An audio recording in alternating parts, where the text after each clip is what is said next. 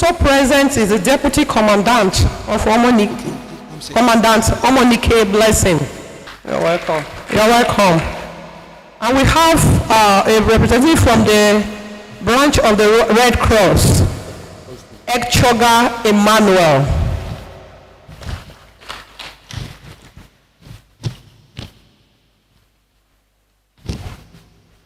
Our National Planning Committee for the present MCBDP that is commencing with the town hall meeting today. Town Planner Dr. Osusami Bolabo. Is he here? Is a round of applause for Dr. Bolabo. Also present in our midst is a fellow of town planning, my former permanent secretary, Town Planner Stephen Abba. You're welcome to the meeting.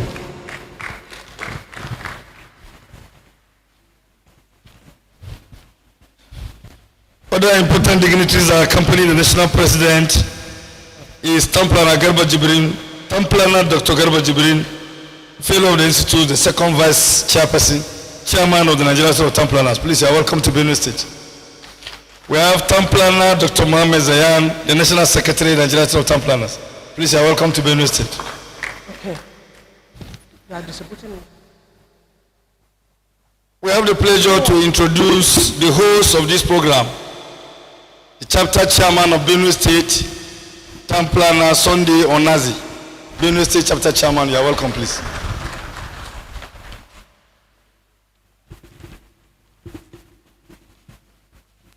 Also present in our midst is the National PRS, the Public Relations Secretary of the Nigerian Institute of Town Planners, who have been working under his tutelage. Town Planner Dr. Jesse No. You're welcome.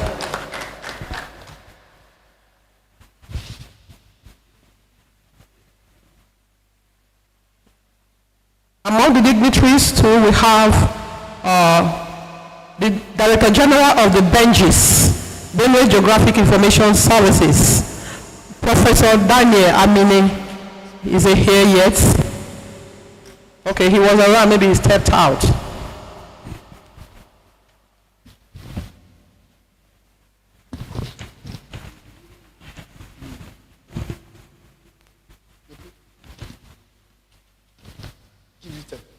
We'll continue with the introduction as the program unfolds.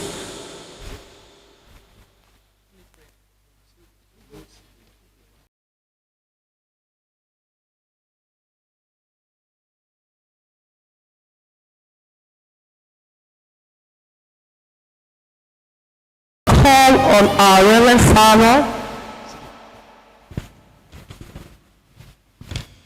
Father, Stephen Isho, who is representing the Catholic Bishop of the Makurdi Diocese, to start this program with an opening prayer.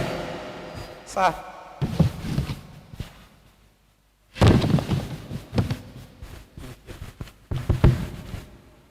Please, shall we stand, please? In the name of the Father, and of the Son, and of the Holy Spirit. God our Father, we thank you for the gift of life. We thank you for the gift of one another. And we thank you for the gift of our special guest in this hall. God our Father, we praise and beseech you all our actions so that in every prayer and good work of ours, we may always begin from you, and by you we will happily end it through Christ our Lord. In the name of the Father, and of the Son, and of the Holy Spirit. We thank you, our Reverend Father Moses Cho, for this opening prayer.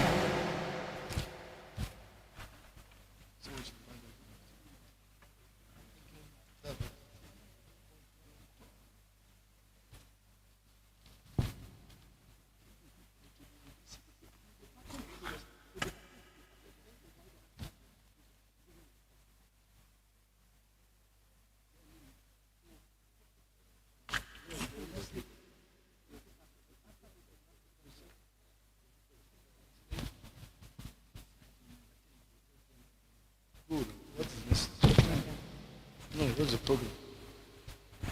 National anthem. Next on our program is the national anthem. But before this, if you have the program, we have number 9, which is a lecture by the guest speaker. We want to take our dignitaries to the high table during item number 10, which is a session. That is why we introduced you and allow you to sit back here so that you can enjoy the program.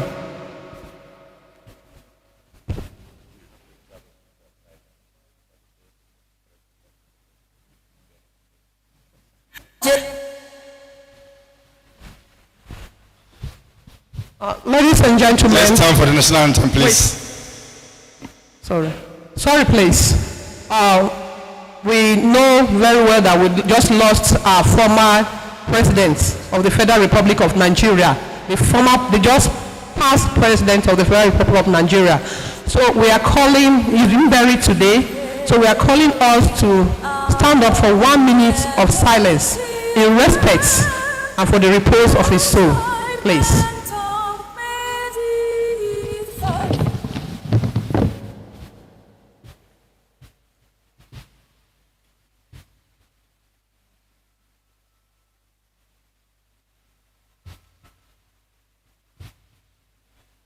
May the soul of our former President Muhammad Buhari, and the souls of all who have departed this world rest in peace. Amen. We can go ahead with the national anthem after the count of 3. 1, 2, 3. Nigeria, we love it, our own native land, enjoyment of medicine, we both we stand. Nigerians all under to serve for serving motherland. Our flag shall be a symbol that truth and justice reign. Peace amongst our own, and this we count as fame. To hand unto our children a honor without stain. Oh God of all creation, grant this our one request. Help us to build a nation where no man is oppressed. And so with peace and plenty, Nigeria may be blessed. Thank you very much. Amen.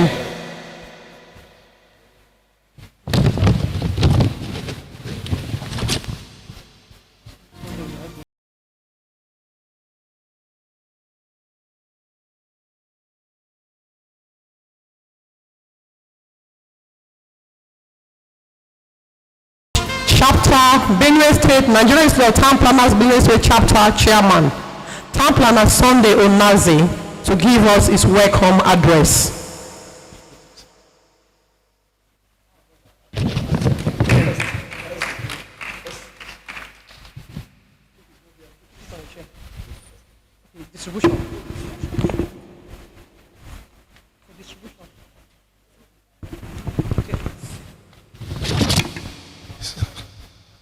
Sorry, before the chairman deliver a speech, we have the Director General, Benue State Geographical Information System.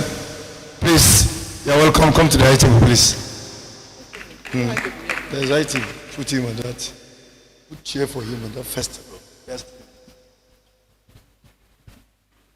First row.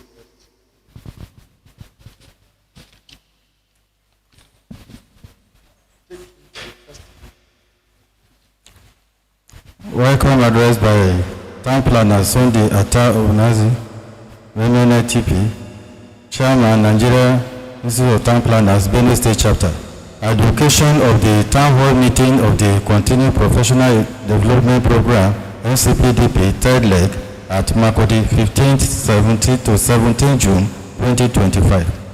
Distinguished guests, ladies and gentlemen, on behalf of the Nigerian Institute of Town Planners, NITP, Benue State Chapter, I'm honored to welcome you to this Town Hall meeting, making the commencement of the third leg of our mandatory continuing professional development program, MCPDP. We are grateful for the presence of His Excellency, the Governor of Benue State, ably represented by Professor Daniel Amina, the National President of NITP and TOPREC, His Royal Highness, the Ochidoma, represented, His Royal Highness, Toti, represented by TLOB and other traditional rulers, local government chairman from Makurdi, Teguma, and Gwe, all chiefs, honorable commissioners, colleagues, and allied professionals, members of the press. Today's event marks the beginning of a new era in planning advocacy in Benue State. This meeting is a pioneering effort to bring together critical stakeholders to examine the planning process and the role of critical stakeholders in physical development within the urban and regional planning domain. The effective management of land, a limited and vital resource, is crucial to national development. Its geographic spread varies in content, quality, and quality. Successful project implementation requires the involvement of all stakeholders in managing land resources in the environment, highlighting the need for collaboration among professionals in the built industry and stakeholders in our institutions. This town hall meeting aims to enlighten participants on the role of town planners, their activities, and the expectations from each segment of society.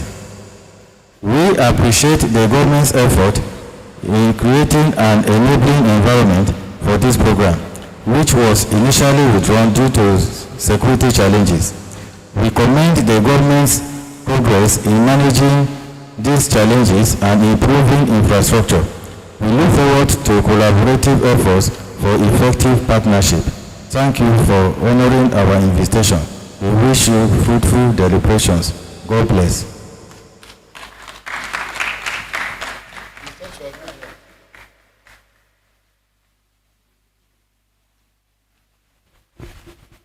Thank you very much, the chairman of the Nigerian Institute of Town Planners, Benue State Chapter, Town Planner Sunday Mazi, for that wonderful welcome address.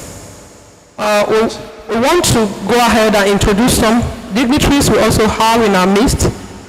We have Town Planner Professor Mrs. Irene Ugochio, who is the HOD of Urban and Regional Planning, Reverend Father Moses Osho Adasu University, formerly known as Benue State University. You are welcome, ma. Also in our midst, we have the Zonal Town Planning Officer of the Federal Ministry of Housing and Urban Development, Town Planner Omalusi Oluwafemi, who doubles as the Secretary of the Benue State Chapter. You are welcome, sir. No, that's okay. Next on the agenda is the Goodwill message. We will be taking about 3 Goodwill messages. The first will be from our Royal Father, who is our host here. We will be taking the Goodwill message from Chief Anagende Tolobi. Please, a round of applause for our father, please.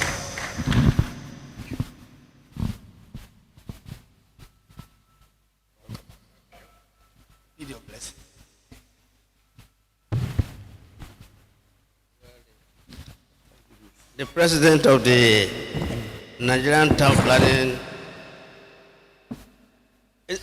Is this institute? Nigerian Institute of Town Planners. Nigerian Institute of Town Planners. Yes, sir.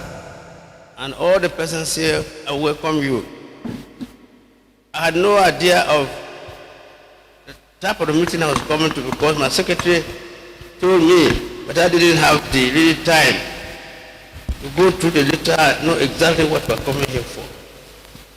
But the venue is very near my house, and as you said correctly, I am the father of the metropolis. I had another town meeting about 2 days ago. I had another one 2 days before that one, and all were on aspect of very tense security situation in Benue State. So when I was coming here, I was thinking that possibly it's a continuation of the security situation in Benue State. But I'm happy to hear that this is very different about town planning. I know very little about town planning, but I know very well that I too have some buildings here in Makurdi, and when I have to have the approval, I go to Oba. So I know about Oba very, very well because they do the planning. I think, as you said, land is a very critical issue. But here in Benue State, that is what we don't play with. If you tamper with somebody's land, whether it's in the village or here, you are looking for war. So I welcome you all, particularly you, the experts.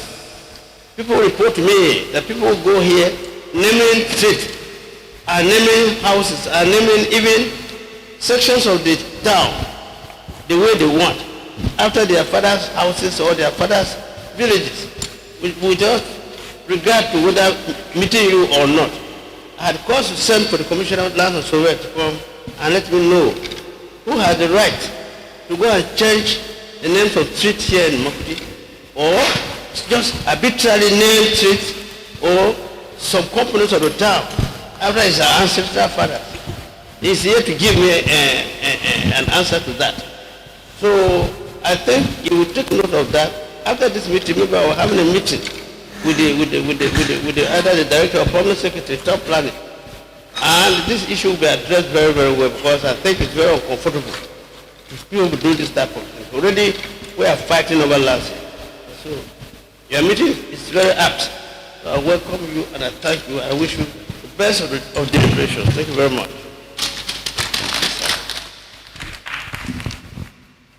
Please, a round of applause for our Royal Father. We promise that all your questions will be answered today. You are in the right place. I am sure the GM, Urban Development Board, the Director of Town Planning will all be here. And the National President, Top Representative are all here, so your questions will be answered today. While we are waiting to call on the second person to give the goodwill message, we are now the President of Town Planner, Professor Emmanuel Agbo. Please, you are welcome to this town hall meeting. We notice the President of Town Planner, Reki Afache, Fellow of the Institute, Chairman, Association of Women in Town Planner in Nigeria. Please, a round of applause for her. You're welcome, man. Powerful man. Ladies and gentlemen, we invite the Director General, Benue State Geographical Information System, Professor Amine, for a goodwill message, please. A round of applause for Professor Amine.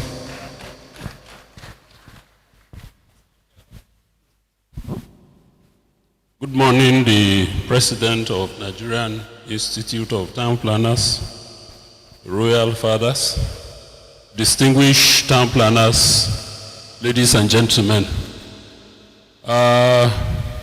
On behalf of Benue Geographic Information System, we want to welcome distinguished town planners from across the country to this important occasion.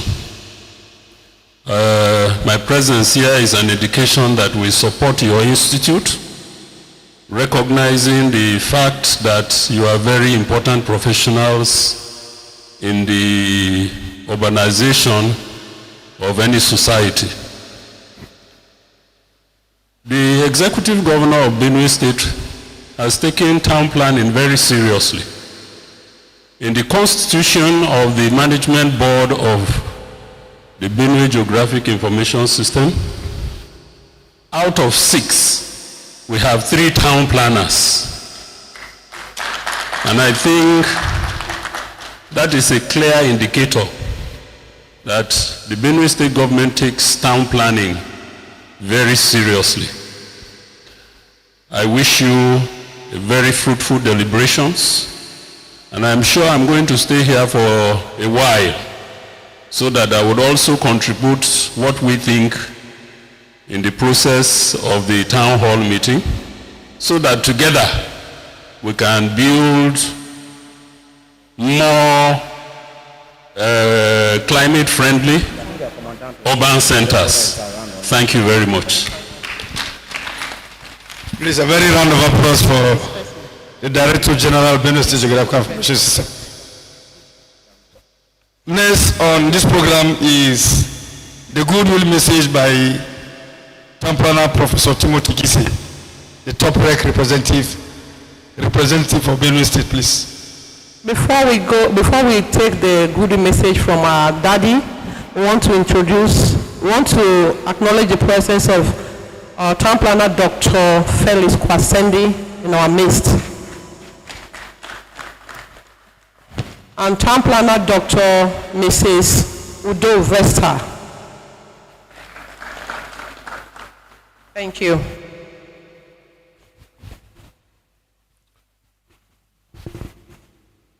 The President of the Nigerian Institute of Town Planners, our royal father and host, other distinguished people present here. I wear so many caps at this meeting. In addition to, I better acknowledge the President of the Women in Town Planning. Otherwise, when we are going to Abuja, they will not feed us again. So, Mrs. Patrick, you are most welcome. Yes, good to see you in our state. In addition to my role as the top rec representative, the Abuja Fellows named me the ancestor of town planning, and I'm also representing the national president of top rec because he's not feeling very good, so he's not able to be here. So, you know, when you are in the field, in the war, you are given a field rank. So I'm a temporary president of the top rec as well as other things. And really, all I want to do, I didn't know I was going to say anything actually. All I want to say is to welcome all of you to Benue. It's been a long time since we had an event that even covers the whole of the north as this event is, because this is covering all of the chapters in northern Nigeria. They are supposed to be here. We know that there are challenges of movement in our country, and in the north in particular, we add to that the challenge of distance, the shared distance of moving. Say from Maiduguri or from Sokoto to Makurdi is not easy. So many of them may be joining us via Zoom. So when you are speaking, also know that some people are watching via Zoom. But having said all of that, I want to welcome all of you most heartily to Benue State, and I trust that our discussions will be fruitful and will be useful, because we need to advance the course of planning, of urban planning in this country. When I was a boy, when I was a child, when I came to Makurdi, the railway station was outside of Makurdi. Railway station was outside of Makurdi. Even where we are standing now was in a swamp, more or less, because you had the colonial people on the hill, you had Wadata, and then Wurukum was another swamp. That was it. Today, and I'm still alive, we have a huge metropolis that is approaching 500,000 people. When I went to work in Otukpo, after my A-levels, Otukpo was a village. When you go to Upu, it's outside town. Today, it is right inside town. Boko was exactly the same thing. We used to catch our lorries from the post office. It was on the edge of town. The Totis part was the edge of town. Now it's in the middle of town. What am I saying? We are urbanizing everywhere. Not to mention places like Zakibiam, Katsina Ala, Hugh, Vandeka. There are so many. And we're not doing anything about it. I have to add that we're not doing anything about it. They are just growing.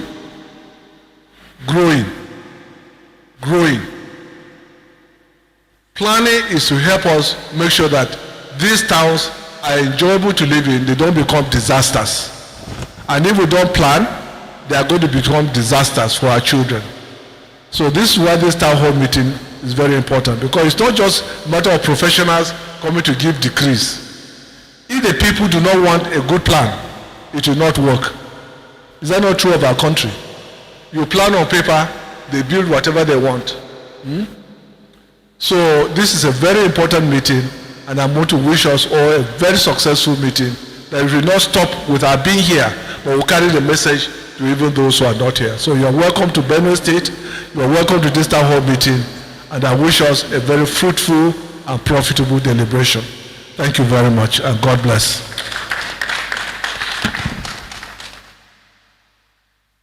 Please, a round of applause for our ancestor. We are still doing introduction of dignitaries and important personalities in our midst. In our midst, we have a town planner from the Ministry of Lands and Survey, who is here representing our Director of Town Planning. He's by name Town Planner Kenneth Chago. He's a Director in the Ministry of Lands and Survey. You're welcome, sir. Also in our midst, we have Town Planner Joseph Ohembitioga, who is the HOD of Development Control at the Urban and Regional Planning, and doubles as the Assistant Secretary of the Nigerian Institute of Town Planners Benue State Chapter. You are welcome, sir.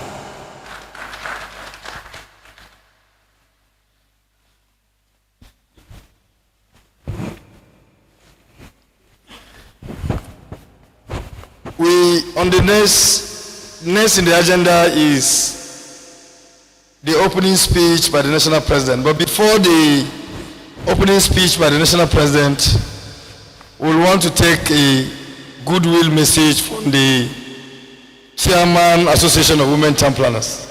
Town Planner Mrs. Rekia Fachi, please. A round of applause for her, please. Ladies and gentlemen, a round of applause for her before Rekia will turn here.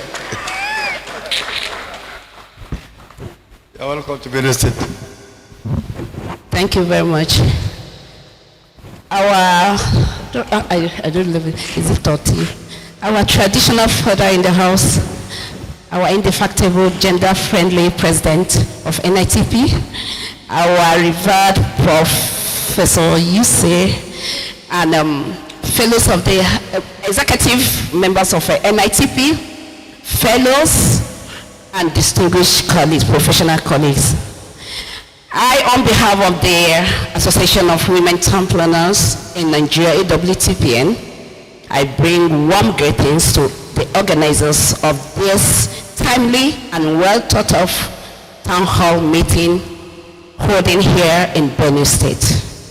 We commend the NITP's efforts in promoting sustainable development and planning discourse. We look forward for a fruitful deliberations and collaborative opportunities. Thank you very much, and God bless you all. Now I know you are clapping for Association of Women in Town Planning. Okay. Okay, we are still going on with introductions, please. We have a very important woman in our midst who has been working actively with the government of Benue State. We have Town Planner Linda Dashit Adoration, who is the Director with the Ministry of Works and Housing, Benue State. You are welcome, ma'am. Ladies and gentlemen, we invite the National President, Nigerian Institute of Town Planner, Dr. Gonachi, fellow Nigerian Institute of Town Planner, to give us the opening speech, please. You are welcome, Mr. President.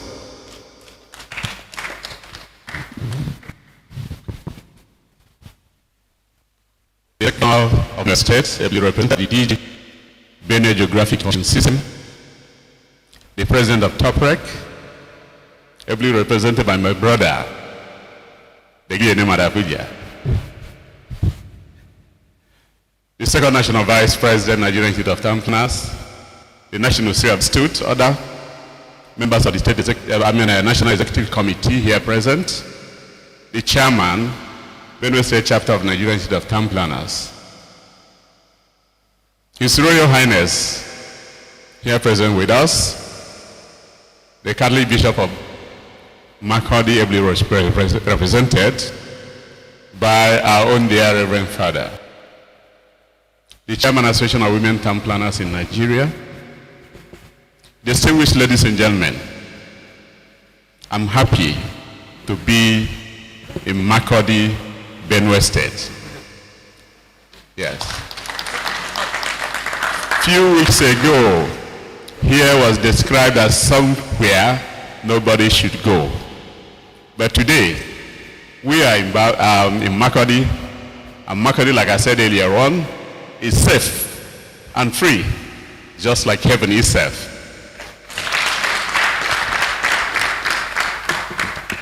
Our mission here is something I classify as very, very important. The last time we were here, Makurdi, was in 1998, when we had our national cross. From 1998 to date, we'll be here. It's my joy. I'm leading the team to Makurdi in 2025, the food basket of Nigeria. In all sincerity, our business here is to find out how things has been going on in Benue State. We want to find out, through this interaction we're going to have, how do you interact with town planners in Benue State? How do town planners in Benue State interact with the stakeholders in this state? Because it is the average of what we find that will determine whether Benue State is town planning friendly or not. But I think it should be town planning friendly because Prof is here and so many others. One of the first questions I want to find out from these stakeholders. In 1946, Nigeria had a law. And that law was town country planning law in Nigeria. It was made at the national level, domesticated by the then regiments of government we had in Nigeria. The Eastern Nigerian government, the Northern Nigerian government, the Western Nigerian government. That law went on until 1992.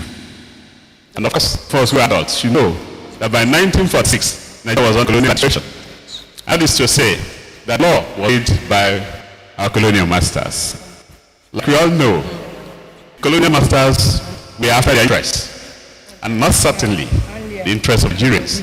But in 1992, Nigerians woke up and said, we have to re-examine our position. This law is in our purpose? Of course, the answer was no. And intellectuals were gathered from all professions, including town planners, architects, engineers, to craft a new Nigerian regional planning law. And that was successfully done by our own people and for our own people. Okay? So, from that 1992 to date, the question is, this law we made for ourselves, are we implementing it? The answer is no. Are we still implementing the 1946 law of the colonial masters? The answer is yes and no. If you say yes, then it means we are violating our own law. If you say no, yes, you are prepared to implement our own law. Right? So the question here in Makurdi today about the law, which way is Benue State? The old law or the new law? And let's remind ourselves, by the time the new law was promulgated at federal level, it stated clearly that by that law, all other previous laws of town planning in Nigeria were repealed. And that is to say, if we are still implementing the old Nigerian 1946 town country planning law, it means we are violating our own laws because that law had been repealed forever. Right? Now, we also want to find out from the good people of Benue State how many town planners in our employment, how many town planners are appointed by His Excellency the Governor to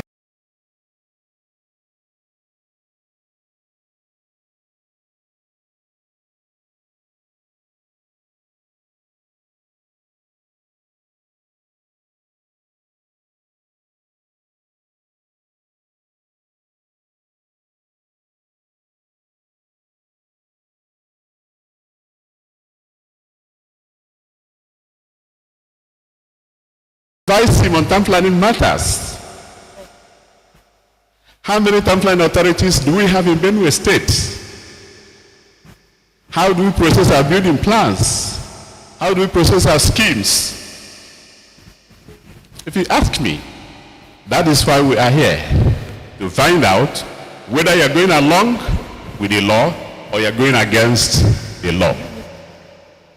By the time we end this town hall meeting, we must have educated ourselves over and over again. And the essence is to begin to make betterments, improvements in all town planning matters. Let me inform you one thing some of us may not remember. All over the world, there is the saying that any government that is not town planning conscious is not people friendly, is not people welfare friendly. Do you know why? The answer is that in the developed countries of the world, plans are prepared ahead of occupation by individuals. Okay?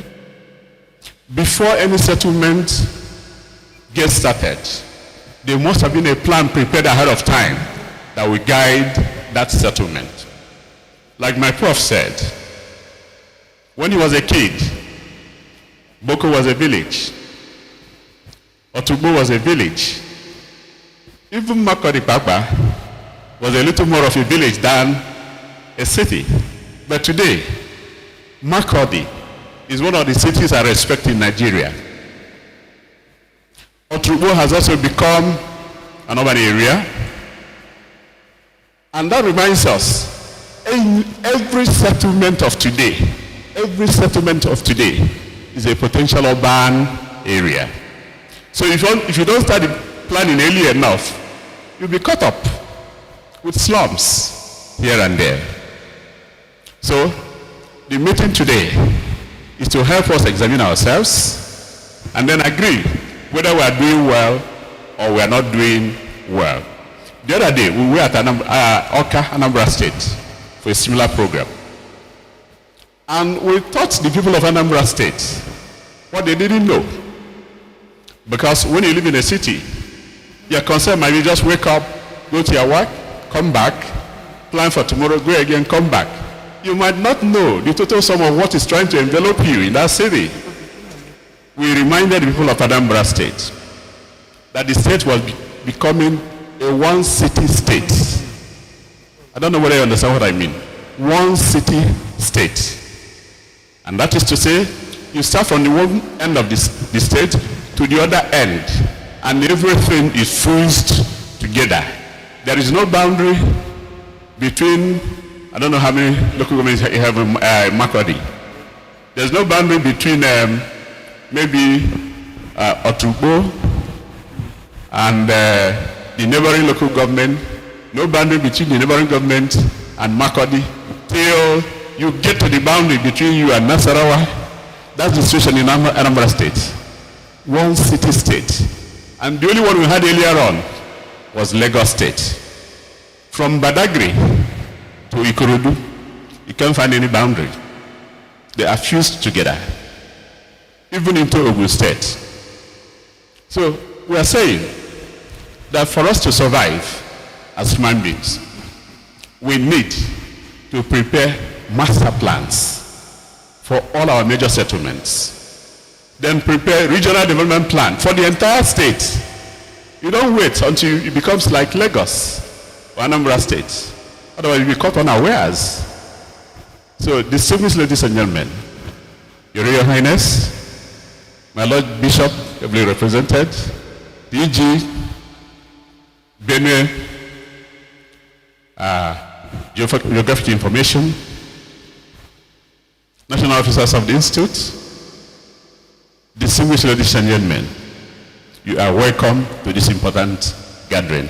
And let us, every one of us, individually, pour out what you know, pour out what you don't know, so that the answers will be given to you.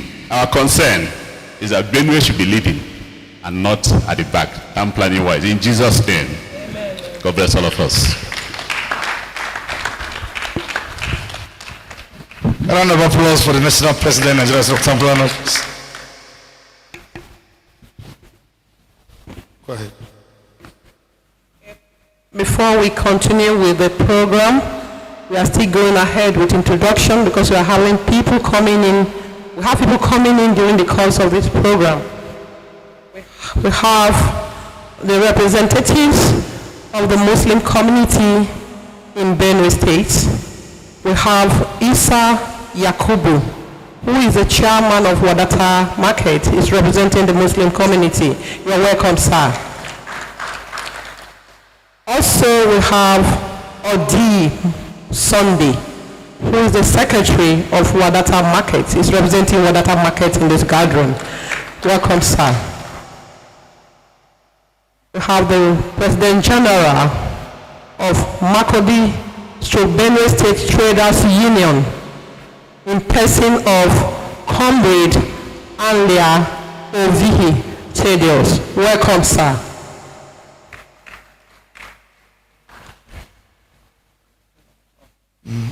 Ladies and gentlemen, we have come to the point where a special guest will deliver a paper. This paper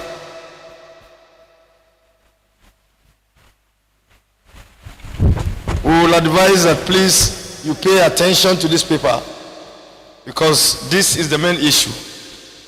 At the end of the paper, if you have any questions or any contribution, opportunity will be given to you to freely discuss so that we can contribute to the progress of this event. The paper is on urban planning process, the roles of stakeholders. And by stakeholders, it means all of us are involved. This paper will be delivered by town planner Stephen Ada, fellow Nigerian Institute of Town Planning. A hand of applause, please. Briefly about the person who is going to do justice to this paper. Stephen Ada obtained both master's degree and master's from the prestigious University of Ahmadu Bello University, Zaria. He rose through the rank and became a director of town planning in Benue State. Subsequently, crowned as a permanent secretary. Retired in Benue State. He is a fellow of the Nigerian Institute of Town Planner. Some of us, including me, grew up, or we are still growing, under his training. So I believe he's going to do justice to this paper. Town Planner Stephen Ada, please, you are welcome. A round of applause for Town Planner Stephen Ada.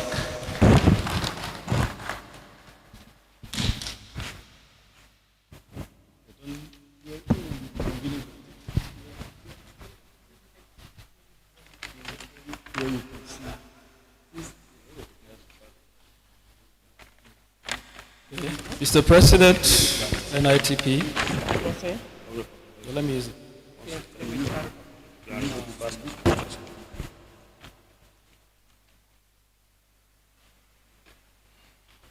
First, second vice presidents, NITP.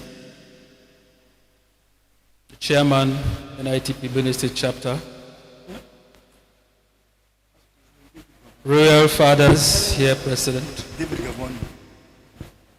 My colleagues, members of the press, As you already know, I am Town Planner Ada Stephen, and I'm here to present this paper.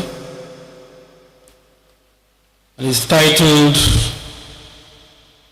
Urban Planning Process, the Roles of Stakeholders.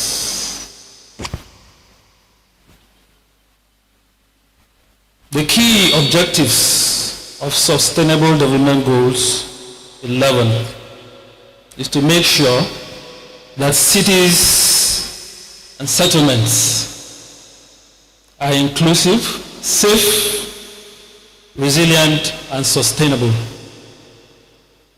One of their targets to achieve this objective is to ensure that we have inclusive urbanization and capacity for participatory planning. One of the strategies propounded by the United Nations Habitat is community engagement.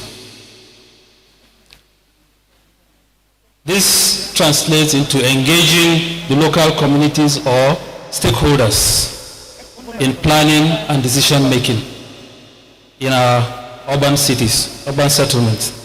In essence, stakeholder engagement is key to urban planning. It also ensures we have a seamless process which, if not observed, will often lead to a failure of plan. To examine this topic, we shall first define the terms, highlight the features and benefits of stakeholder engagement in planning process. The presentation will also look at the engagement strategy and management, the legal basis for stakeholders' engagement in the planning process, and the roles and responsibility of stakeholders in the planning process. This presentation will also highlight challenges faced in stakeholders' engagement and how they can be addressed. Definition of terms.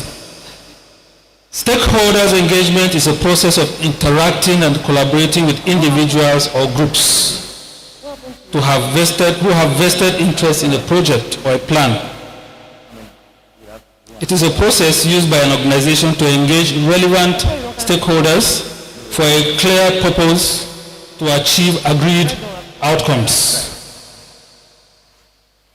It is also recognized as a fundamental accountability mechanism. Since it obliges an organization to involve stakeholders in identifying, understanding, and responding to sustainability issues and concerns, and to report, explain, and provide answers to stakeholders for decisions, actions, and performances. We can refer to a report on Lagos Urban Renewal Guidelines supported by the UK on future cities. Urban planning process, on the other hand, can be described in many ways depending on level and the model. There is no generalized approach.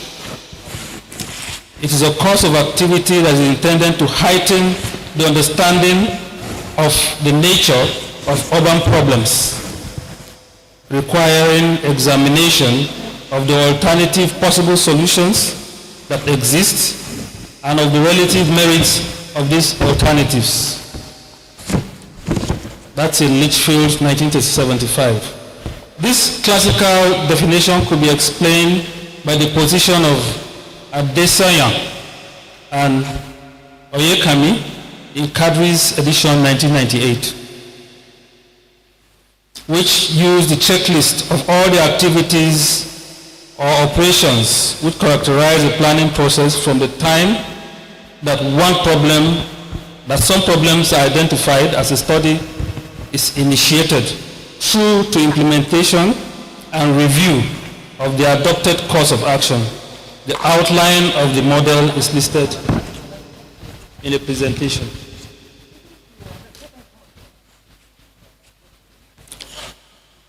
First, you have the preliminary recognition and definition of the problem,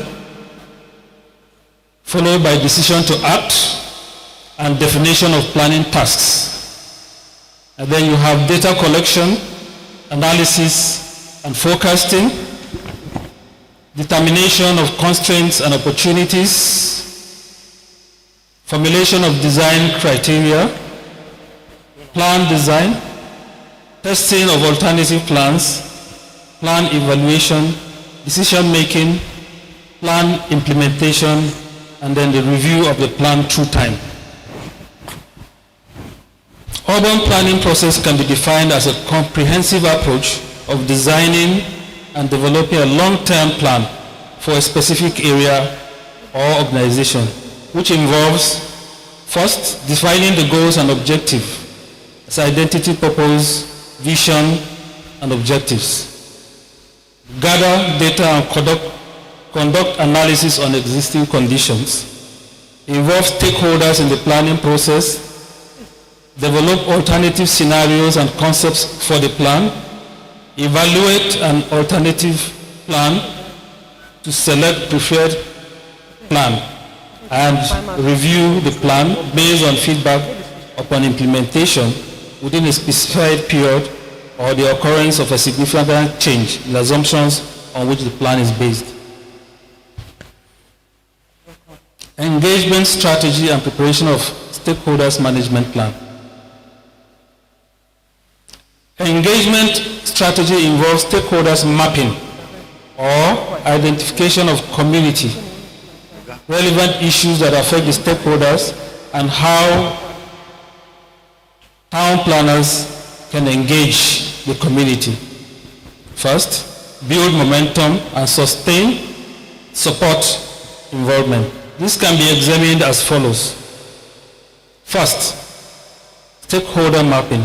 For effective stakeholder management, there is a need to map out the stakeholders or affected community. This could be by making a long list of stakeholders that are likely to be involved with an urban planning project. This could follow the sequence of identification of community leaders, key government agencies, key private sector agents, and other stakeholders. The private sector agents may include the academia, professional associations, captains of industries, and the press. 2. Development of stakeholder management plan. Stakeholder management plan will help to reduce disruption, community fracas, and misunderstandings among the stakeholders. It will help to keep a repository of information for future projects and help It will help to keep a repository of information for future projects and help external stakeholders understand the dynamics of a chosen action. Equally, referred to as a stakeholder register, is an Excel sheet that recognizes such stakeholders in the mapping process. The plan focuses on stakeholder expectation, influence to interest, communication style, stakeholder role and responsibilities. 3.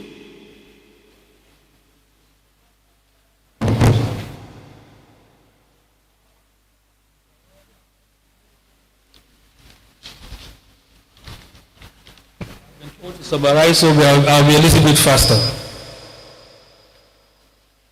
So we'll move straight to the features of stakeholder engagement. This includes identification of stakeholders and their interests, engagement in transparent and effective, engagement in transparent and being effective with the stakeholders. C, provide regular updates on progress and changes. Run down to engagement in it also included a feedback. Okay, this aspect looks at the nature of engagement and how it can effectively ensure that planning is achieved without fracas, with the consent of the people that the planning is being done for. Benefits of stakeholders engagement. The importance of engaging stakeholders in planning results in an improved decision making.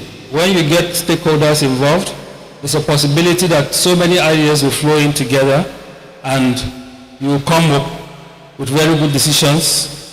There will be increased in trust. People will trust the process better because it was open and many people were involved. Decisions were taken based on serious discussions. And invariably, you have a better outcome when more people are engaged in the planning process. Legal basis for stakeholder engagement in urban planning. Just like my national president said, before the 1992 Urban and Regional Planning Law, we had the 1946 Town and Country Planning Law, which oversaw the activities of planning in the country. We also note that planning between 46 and 92 had issues because it was more or less straitjacketed. There was no engagement of communities, the chiefs, leaders of thought, and like the case we have in Benue State, youths were not involved. And so the 1992 Urban and Regional Planning Law came as a reprieve because there was a high sense of democratization, people got involved. And this formed the basis of the legal provisions for planning in Nigeria. Currently, Lagos has its own law, the Nigerian the Lagos State Urban and Regional Planning and Development Law of 2019, which governs planning activities, and it also ensures that the public is engaged, communities are engaged. So there is engagement in the procedure of planning. Unfortunately, in Benue State, the national president asked, do we really have a law? I know I was at one time the state chairman of the NITP here in Benue State, and we tried to see if the law could be domesticated, and throughout my time we couldn't succeed. I think the situation has not really changed. Even though we work with the old laws, I don't know if we're even working with that. I know that we have structural plans evolved by the ministries that we try to implement, but there is no real legal basis. That is an aspect that Benue State is still grappling with, except somebody tells me that there is an improvement. The roles of stakeholder engagement in urban planning process. The roles and responsibility of stakeholder engagement in urban planning process cannot be overemphasized. And these include, and are not limited to, the following: provisions of input to decision making. When you get more people, more ideas will come in. Shaping the urban planning policies. The arguments of these people will give an insight into the policy of government and see how these policies can be improved in the interest of urban development. And there's also a sense of representation. When stakeholders are involved, there's a sense of coverage in which a larger number of people are represented in the planning process. They also encourage public participation in decision making. The engagement ensures that the public participates effectively in decision making. Stakeholders also help to build trust between communities and urban planners. You agree with me that when you have your representatives standing in for you, there's a lot more trust. If our lobby is representing us somewhere in this kind of process, there's more credibility to him because he's somebody that we trust. So that happens to be one of the major roles of stakeholder engagement in urban planning process too. Stakeholders help to identify community needs and priorities. They are the owners of the community. They know where it hurts them. So if they are engaged, we all know that we reach out more to solve the problems affecting them. And they also help to evaluate options and provide feedback. So what are the challenges of stakeholder engagement? One of the challenges is you have more people, and so there are diverse interests. Sometimes coming to a compromise on these interests results in fracas, a lot of contradictions, and sometimes this delays the planning process. Communication barrier. Effective communication is required in the engagement process. Communication can, however, be hindered by language, cultural and socioeconomic differences. Power balances. This is another aspect that really affects stakeholder engagement. In the essence that if you have several blocks and some blocks are more powerful than others, it doesn't matter the number of people involved. So decisions sometimes are reached lopsidedly because one power is stronger than the other. Not effectively because the power is going to give you the best result, but because they are strong. As a power block, they achieve their aim, and the majority sometimes loses out in the planning process. The lack of trust. This is essential in the process of stakeholder engagement. However, stakeholders may distrust the planning process or institutions, leading to skepticism. It is a very, very common factor we have here in the state, where the Ministry of Lands and Survey is engaged in the planning and layout production. The situation has been that there's a lot of distrust, and this can be a very strong challenge to the planning process. Time can also be affected, and so as resources, limited resources in terms of finances, human, as well as technological, will also affect the planning process. What is the way forward? Basically, to move forward,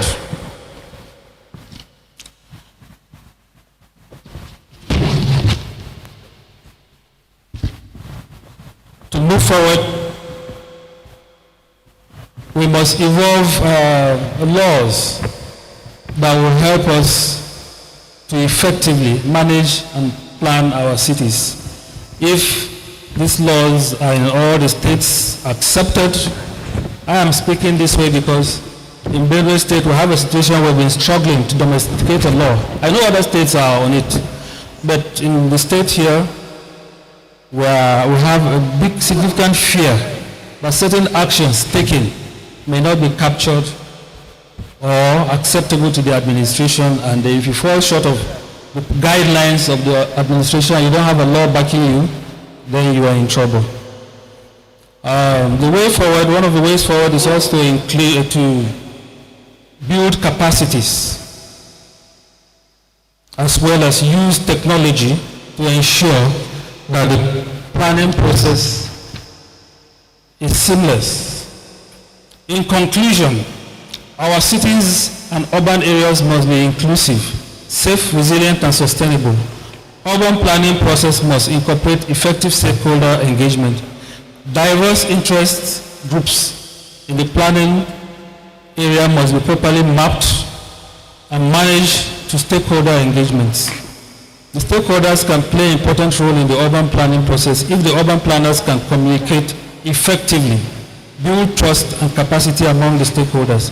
The roles and responsibilities of the stakeholders include contribution to the decision making, shaping policies, representing community interests, encouraging participation in communities, and helping build trust, as well as helping local communication and identifying needs and priorities in helping the evaluation and feedback process.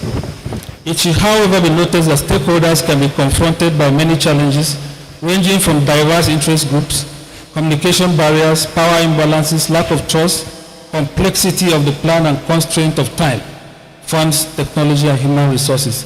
Stakeholder engagement should not be seen as a one-off activity in the planning process. It should be a continuous process. Thank you.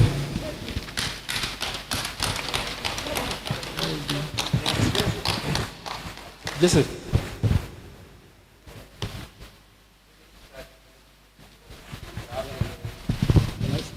Yes, please. Please, a round of applause for Town Planner Stephen Leda, fellow Nigerian Institute of Town Planner.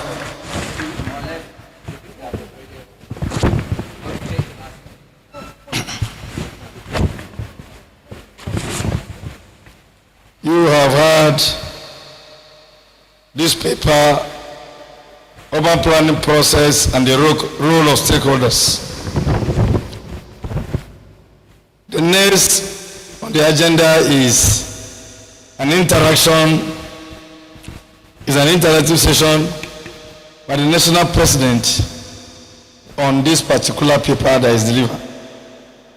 We would want to invite the national president, Nigerian Institute of Town Planner Dr. Ogbonna to come forward to the high table for the interactive session. He will be discussing this paper with Town Planner Stephen Leda, who just delivered this paper, and the National Public Relations Secretary, Town Planner JCNO.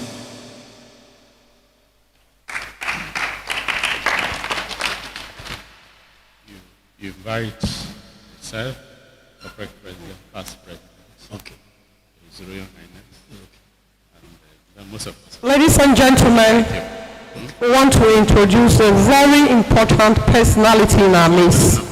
We have a past president of the Nigerian Institute of Town Planners, Town Planner David Ganla, fellow of the Institute of Town Planners. Past president. You are welcome, sir. I've said it. You said it's good. You are welcome, sir.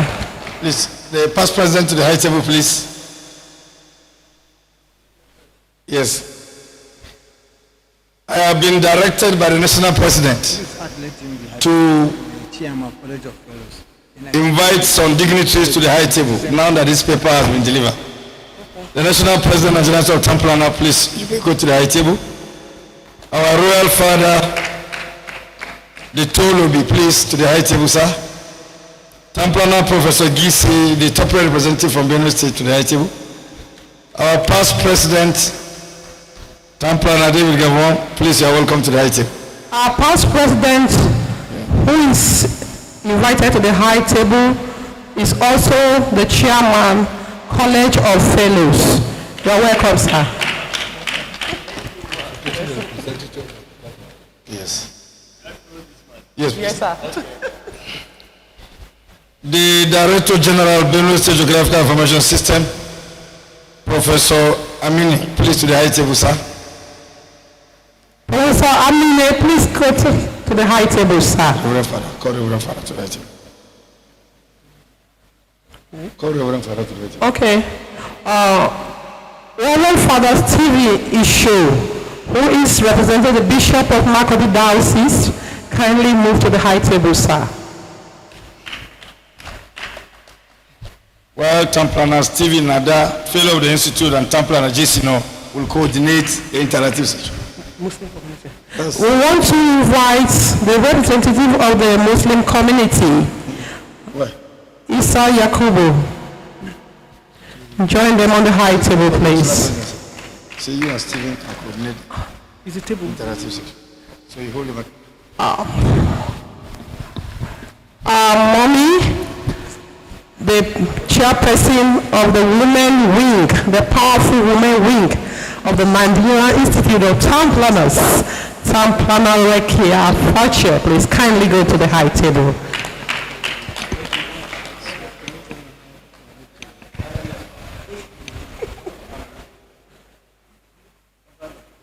Second vice, high table. Okay.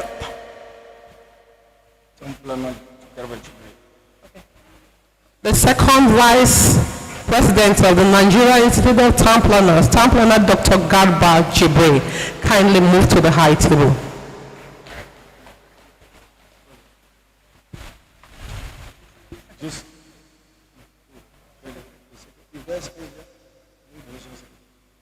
Call the national secretary. Let me see the receipt. The national secretary.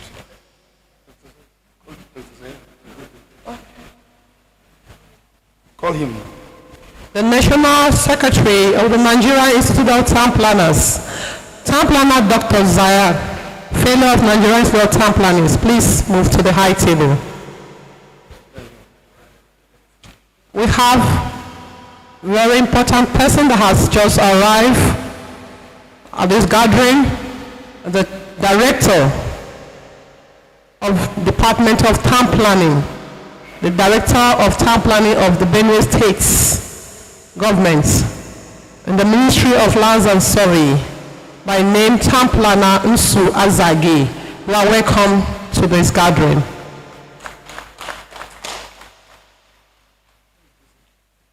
On the high table. Also, we have the Vice President of Makurdi Traders Association, Mr. Suleiman Hassan. You are welcome to this gathering. The Chairperson of Association of Women Town Planners in Nigeria, Benue State Chapter, Town Planner Mrs. Christiana Idoko, you are welcome.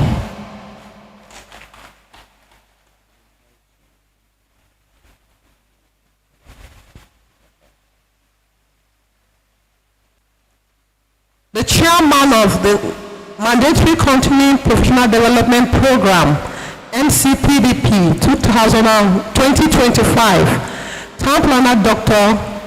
Goodwill, fellow of the Nigerian Institute of Town Planners, kindly move to the high table. Okay then.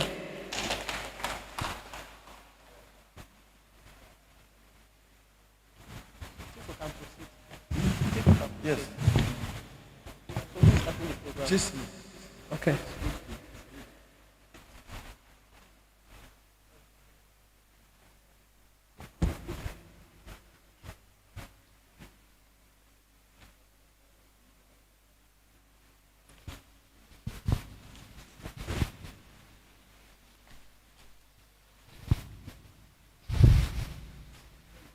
The representative of the Executive Governor of Benue State, the DG, Benue State Geographic Information System, the President of TOPREC, ably represented by Professor Giso, my dear past President of the Institute, Town Planner Dave Garba, here present, His Royal Highness, the man who has given us permission to be here. Your Highness, you're welcome. Distinguished ladies and gentlemen, the die is cast. We spoke to you earlier on why you are here. We've also given you a lecture for you to understand the background of what we're about to do. We therefore invite every one of us to come up with the challenges he had always had, or he fears to have, with the practice of urban and regional planning in Benue State. Like I said, the essence of the meeting is for us to interact, so that we have told you what the roles we play as town planners. Now tell us the roles you expect us to play, apart from the one we've told you. We also educate you on the roles you are supposed to play as a stakeholder. In most advanced countries, even retirees, old women and men who now stay at home, what they do is that they function as agents, as advocates for the practice of urban and regional planning. Because when they see anything going wrong, after others must have gone to work, they call the police, they call the town planning office. These are some of the roles we expect from you. But aside from that, you have your personal experiences. We told you about the law, the old and the new. We all told you about the processes that should be undergone in the practice of urban and regional planning. Now, we want to hear from you. Have we been getting it right in Benue State? Where you think we don't, tell us, so that we explain to you. That's the business of the day. Distinguished ladies and gentlemen, you are welcome. Like we said, we already had the National Public Relations Secretary of the Nigerian Institute of Town Planners, your son, Town Planner Justin Noor, and you are yet another son, a retired permanent secretary, Town Planner Steve Ada, as the coordinators of this process. And I want to add too, you are free to speak in any language. We have interpreters. Don't be denied of anything. This is your own.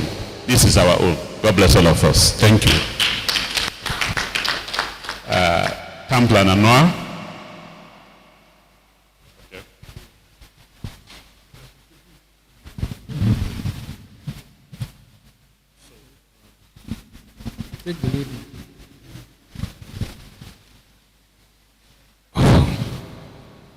Okay, so the national president and all the dignitaries of the high table, the invited guests, and those who couldn't make it.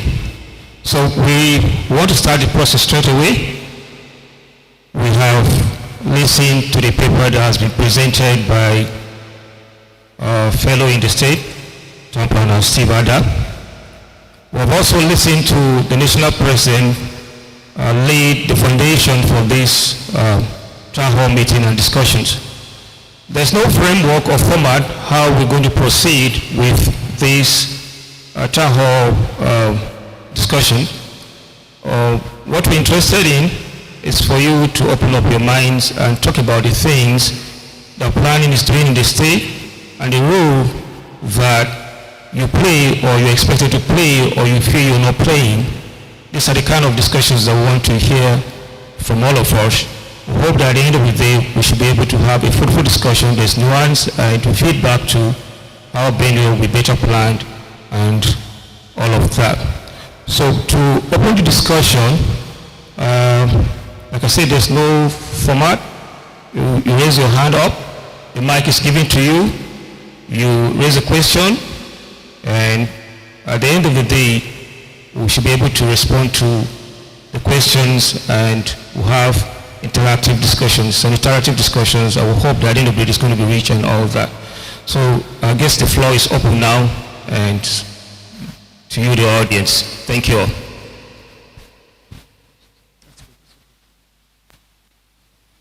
Jibril, okay. So, okay. The mic to Professor Ngucho.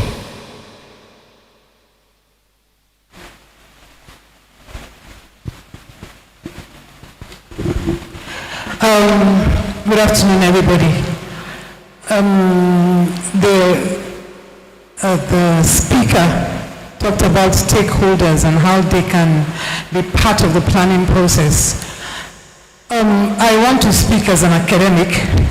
We have so many of those plans on the shelves in our departments. Town planning training is practical. Most of the problems Makurdi town has in terms of physiographic problems have been well studied in the university. We have so many of those plans sitting on the shelves. What do we do to bring town closer to gown and have some of those interesting solutions we have found in academics translated to the town? Thank you. Okay, before you give the mic to Mr. Chair, just hang on. So, Professor Ngucho talks about plans on the shelf. Are you concerned about the implementation of those plans? That's one. So, her concern is about the implementation of the plans, the shelf or on the shelf. The layout plans are in Makurdi, all of that, the structure plans and all of that, they end up on the shelf. So her question is in terms of implementation, how do we give birth, life to those plans? I guess that's one. And the other one is about bringing the towns closer to the people. Okay, planning priorities, and so can you take the second one so we understand? Okay, about planning priorities. Okay, so first is about implementation of the plans on the shelf. The second is about planning priorities and all that. So that's for Professor Ngucho, a concept about implementation and the planning priorities and all that. So next, we'll take at least 5 questions to respond before we move on. So that next question, please. Yeah. Your name, please. All protocols observed. Mine is a contribution. It's not a question. I want to state here clearly that from the challenges that has been itemized here, it is really clear from time and because we are part of the system that government of the time have really compounded the issue of planning in the state. The issue of acquisition has been an issue of trying to go to the community and try to do a gentleman arrangement and get land and plan. And in that instance, quackery has become the order of the day. As I speak to you, much of planning in the state is in the hands of quacks. It's not in the ministry or the institutions that are supposed to be in control of the planning. And I think that has to be spoken about too. Thank you. Sorry, we didn't get your name, please, sir. I'm Peter Tebe from Minister of Lands and Survey. Peter Tebe, concerned about quacks leading the process. Third question, once we're done with 5, the response will come and they will also come to the high table. So, we'll come to you, sir.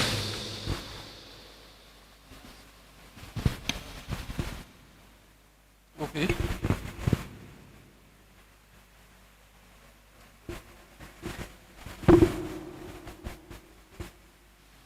Your name, please.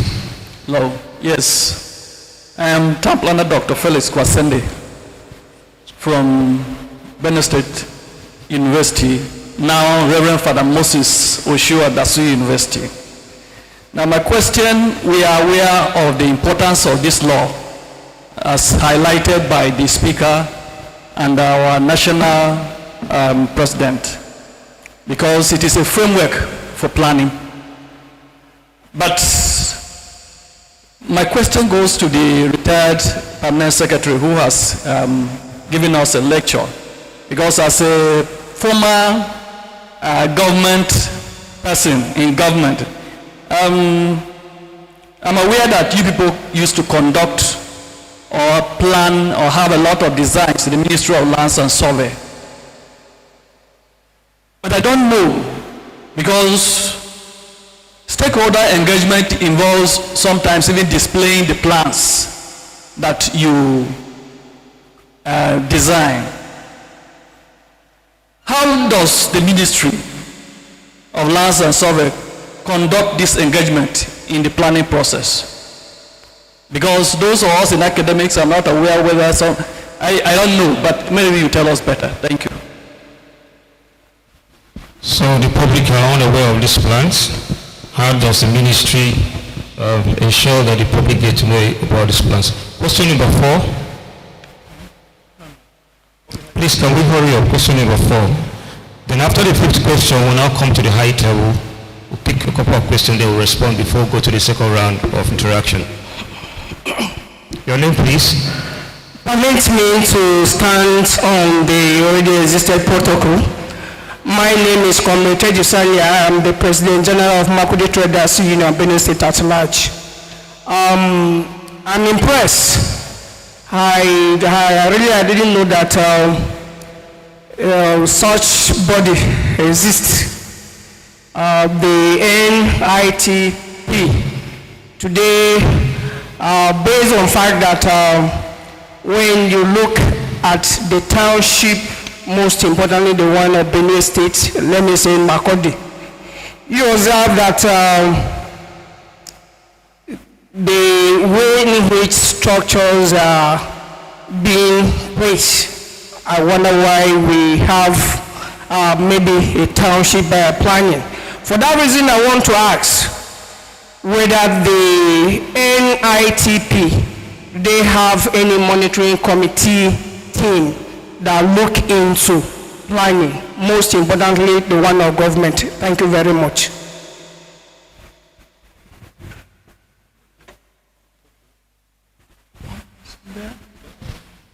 Thank you. That's the fifth one. Can you hang on?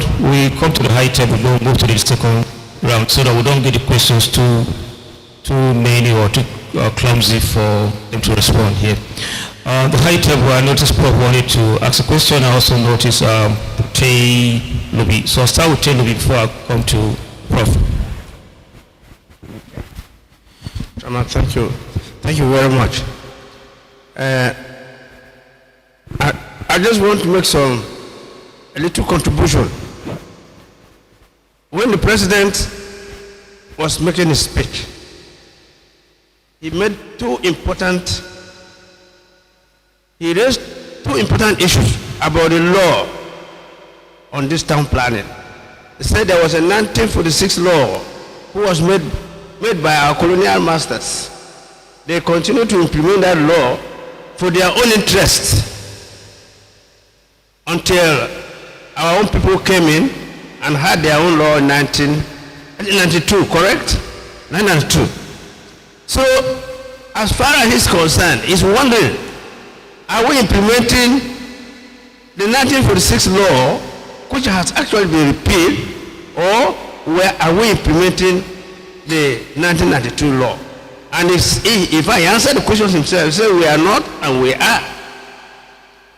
And I think that's why I am concerned. And then another contribution was made by my younger brother Guse. He said when he came to the town as a young man, where we're sitting here was a swamp. He also made reference to our radio station and some other places in our towns. I think that was a very wonderful revolution. I grew up here in Makurdi. I was born in Benue State. I grew up here in Makurdi. I did my primary school here. I did my secondary school, and I know everything about this Makurdi. The point I'm making is there any such laws? 1992 law, if it has been reviewed, I have not seen a copy. I don't even know where to get a copy. I wonder how many of you have seen that copy. I haven't seen that law. And if that law is relevant for the development of our cities, why, as our own houses, our assembly, since the local started, haven't started working on the laws of this? Have they? So my advice is that if that law has not been reviewed and given to us to see, let us take a look at that law. Because as far as I am concerned, there has been no existing law directing how people should settle in big towns. I made this statement when I was talking to them, when I opened up my statement. And here in Makurdi, people settle anywhere they want. They sit anywhere without reference to nobody, except when you want to build a house where urban comes here and they come. You see all kinds of people coming to ask for money, units, for tax. But nobody tells you where to go and start your, like while we are sitting here, this was not planned for. I was here, my house is just behind here in Local Quarters. Local Quarters was planned. But this place, this hotel was not planned for. The owner of the hotel bought one single building and then it continued expanding. There were areas here in Makurdi that were reserved for playgrounds. They have all been taken over by people, and even go there where they were supposed to, areas to beautify the town. They have been taken over and houses constructed there, whether urban knows about it or not. But when I see those places, I get I get very infuriated because they have distorted the status of this town. And so, Mr. President, you said we want to see what we can do. This meeting, I wonder whether members of Assembly have been invited to this meeting, because they are the ones who make this kind of laws for us. Again, there are some stakeholders, like the chairman of the local government council. They are the ones who are in charge of the local government headquarters. Go to the local government headquarters and see how they are. People build where they want. They do any style of building they want to do. And the president emphasized that if we don't correct these things, it's our children that we are looking for trouble for them. Because the way the towns are expanding, there are places here when I go and see, they say, is this Makurdi still? Because it has gone to Makurdi has gone to a level where if planning is not done, even our roads here, our major roads here, they are impossible now. Because the population has so increased. People have run away from the farm now, they are here in Makurdi. The roads are so narrow, the roads are because they are not being planned for. And so the town has been caught up with rapid development. And so if care is not done by proper planning, maybe one of these days, people will not want to stay in the town again.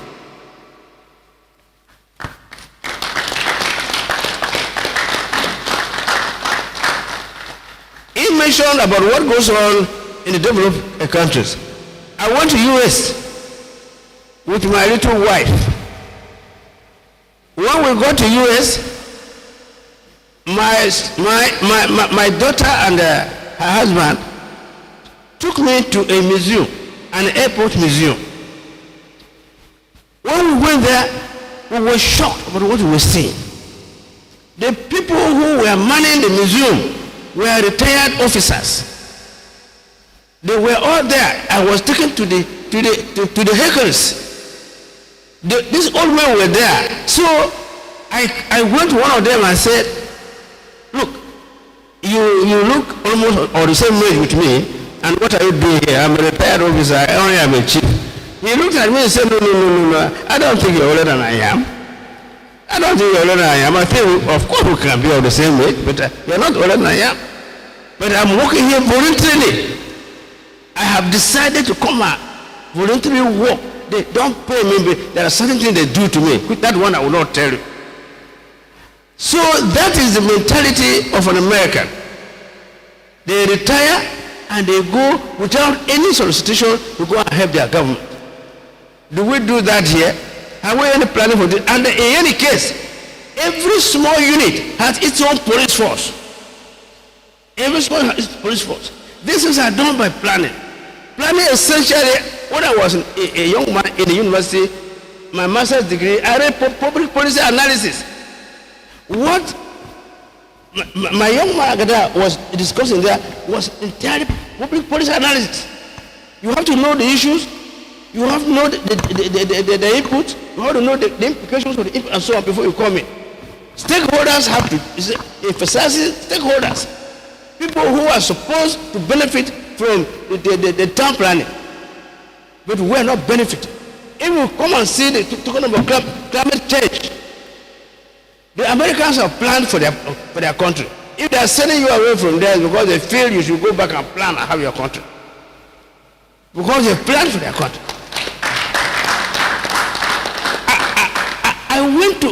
When I went to the airport to travel from one of the cities to New York, look, the airport itself was almost bigger than Makurdi. There were 1, 2, 3, 4, 5, 6, 7 steps, stairs for vehicles. One here for another vehicle, park of vehicle, and you go. That is by planning. They had decided that their airport should be like this.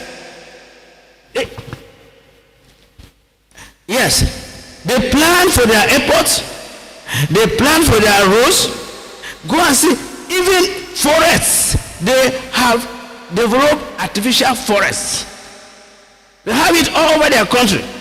People, that was not done by imagination. These town planners, they are the ones who do the planning and the laws are made. The roads are beautiful everywhere. You know, people don't talk to each other. So I am saying that members of assembly ought to be here. And there are some people like local government chairman. There is a lady, where Mrs. Rebecca Apeza, if she were here, she grew up here in Makurdi like myself. She knew how Makurdi was, and she has seen the chaotic situation we are now having here in Makurdi. Everywhere you want to go to Makurdi, you see somebody constructing a building. I wonder whether the conjoined Minister of Land and Civil or even Oba, I don't think they know about it.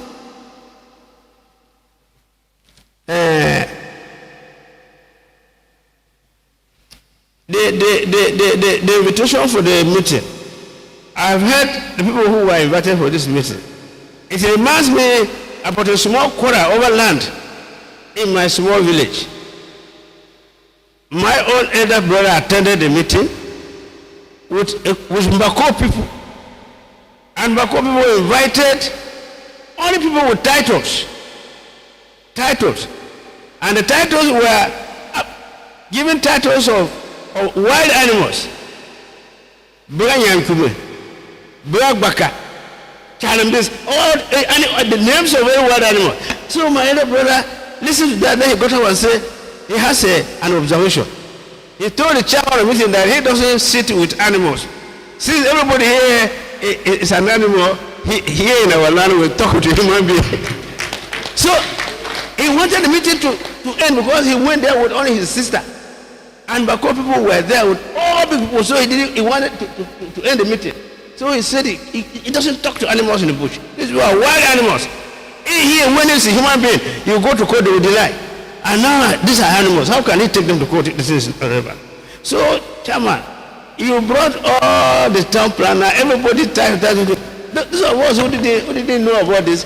We could have said, no, we cannot sit with these experts only. Stakeholders, are they the stakeholders?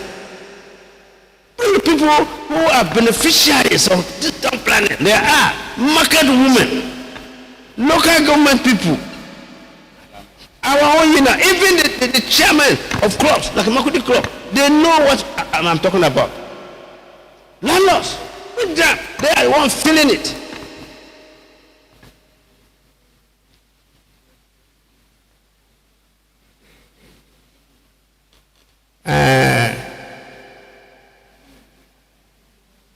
Well, I think, more or less, I think I have finished my case.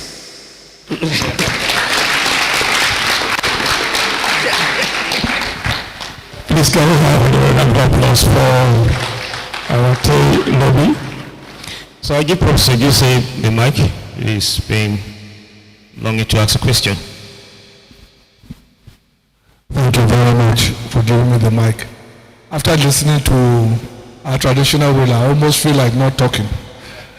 But I think I have to add my bit. I'm glad that my Director General of Bengis is here. He said that Benue State takes planning very seriously. The example he gave is that 3 of his top management people are all town planners. That is appointment of people into office. I hope the General Manager of Urban Development Board is here now. Town Planner Meden. But we have an Urban Development Board that does not do urban development. True or false? We have an Urban Development Board that does not do urban development. True or false? Rather, we have a Ministry of Lands and Survey and all kinds of other things added to it.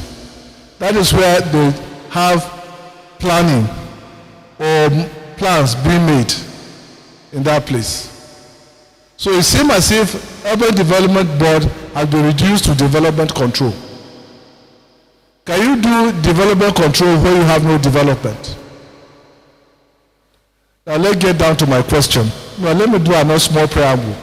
When I was a child again, I come from Vadica local government. Makurdi village, Vadica village had a plan, but it was under Tiv Native Authority. If they saw 3 people building houses near each other, they immediately send their department to come and do a layout in that area. So when you go there, in almost every settlement in the old Tiv Native Authority, the old core has a semblance of order. They were very simple plans. you must have a Godobi. You must have a Bayangida. That is what they did. Now, here's my question. Is there any town in Benue State or any village in Benue State that has a plan? Call it a master plan or call it any plan. Is there any?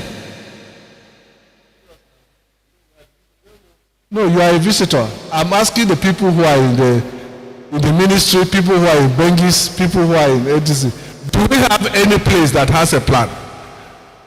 As far as I know, the only plan I know that exists is a 1976 attempt by a Polish firm to do a master plan for Makurdi. Even that, most people don't even know it exists. I have a copy. Don't tell me how I got that copy. But I have a copy of that attempt. And it was never approved or domesticated. So my question is that here we are calling ourselves town planners. I've been living in Benue State since 2002, I think, when I came back.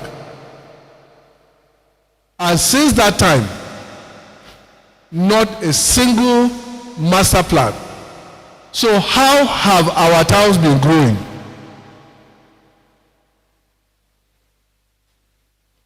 I'm asking this question because I want it to reach the governor, who we are told is friendly with town planning. We cannot talk about being friendly to town planning when our towns are not being planned. Thank you very much.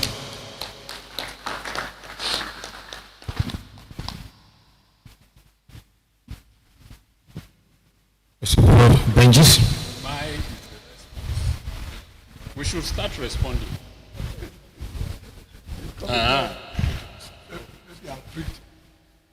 Okay, so for the first round of the questions we have got heard from the audience and on the high table, we'll begin to make responses, and as time permits us to go to the second round of interaction and engagement. So for the first round, we've had up to 7 questions. Question 1 talks about, question 1, it's about why our plans are not implemented, they end up on the planning shelf. Question 2, it's about the planning process, which is being laid by quacks. Question 3 is also about the process of planning not being transparent. The public don't get to know what the plans are and how the process is done. Question 4 talks about traders and all sorts of people who should be involved in the planning process. Question 6 came from Ted Lobby. It talks extensively about the planning law and all that. And 7, Proseguse asks very pertinent questions. Do we have planning? Do we have plans? And if we don't, what has been going on? So we'll start this response in this way. Question 1, 3, and also the last one has to do with the planning process and the planning agencies.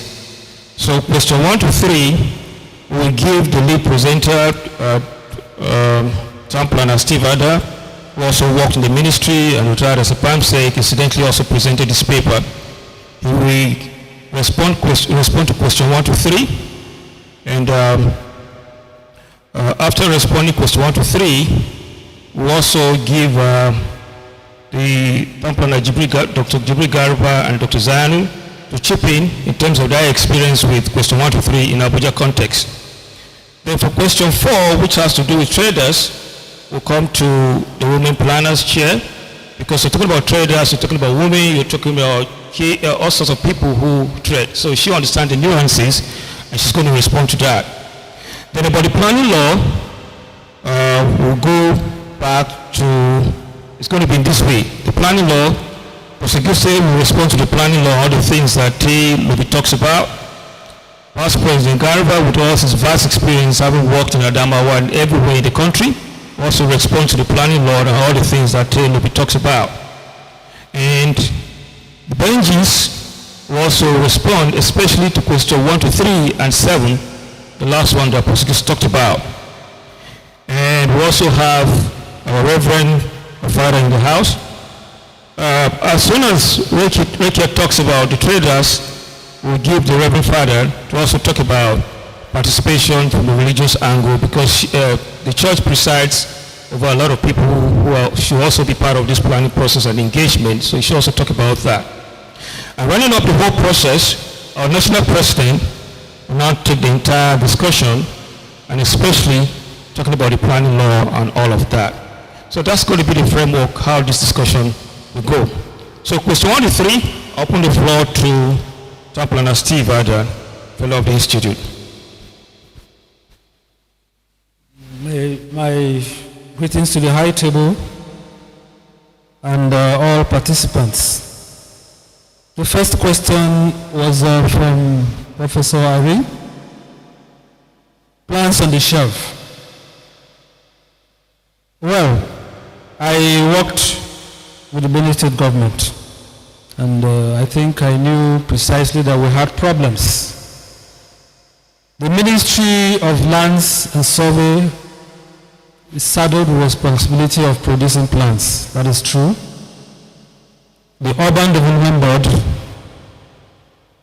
is expected to carry out the implementation. The truth is, since its inception, the Urban Development Board only last year got to be managed by a town planner. So previously, there was nothing like that. So we had a situation in the board where people who are not planners were managing an urban development board. They had no regard for the plans. Once we finish our plans in production, then a copy of this plan was definitely sent to the board for implementation. By the time town planner took over as GM, there was no record of a single plan. All the plans that have been forwarded to the board, there was no record. He wrote to us.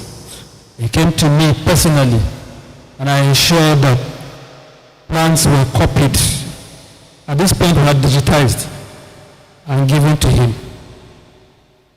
And I think that is what this current administration is working with. I believe so. I'm no longer there.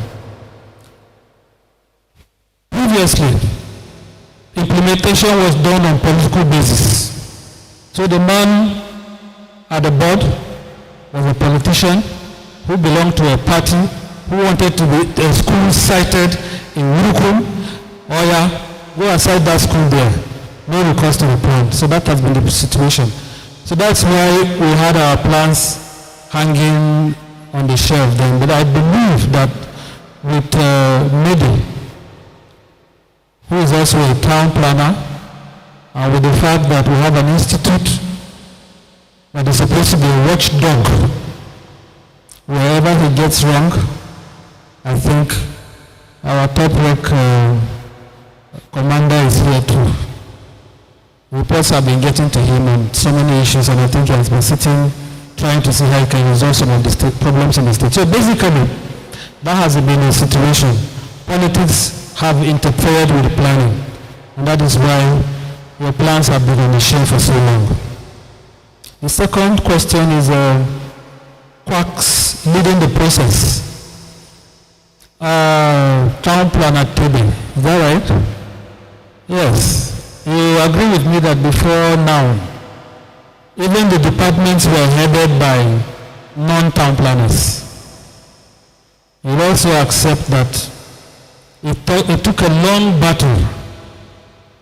There were times when heads of department had to leave their seats at a point. At least kudos to the NITP then.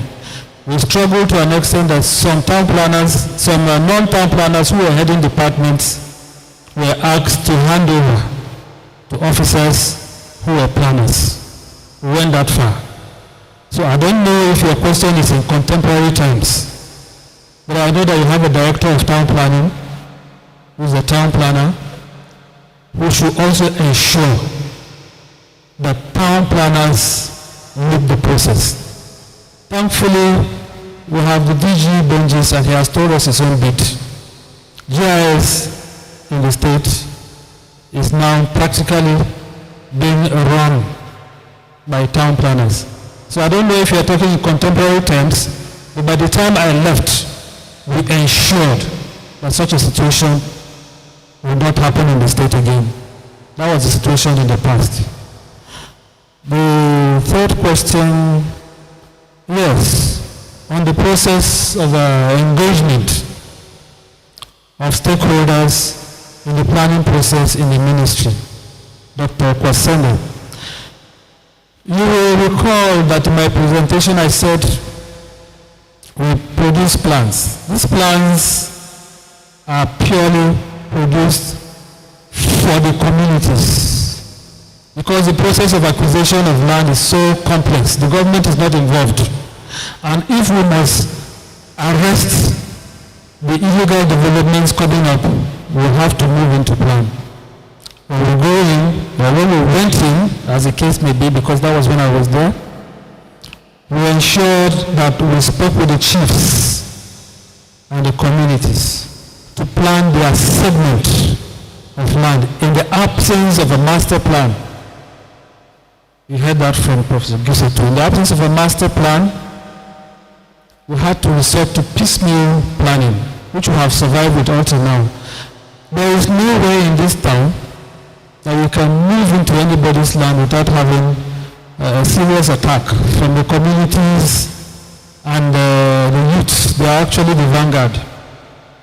So the engagement process has always been that the community's right. Ministry of Lands and Survey does not initiate planning. I don't know if they've started that in the past 6 months. They do not initiate planning. Planning is initiated from the grassroots, from the communities. Am I saying what is happening?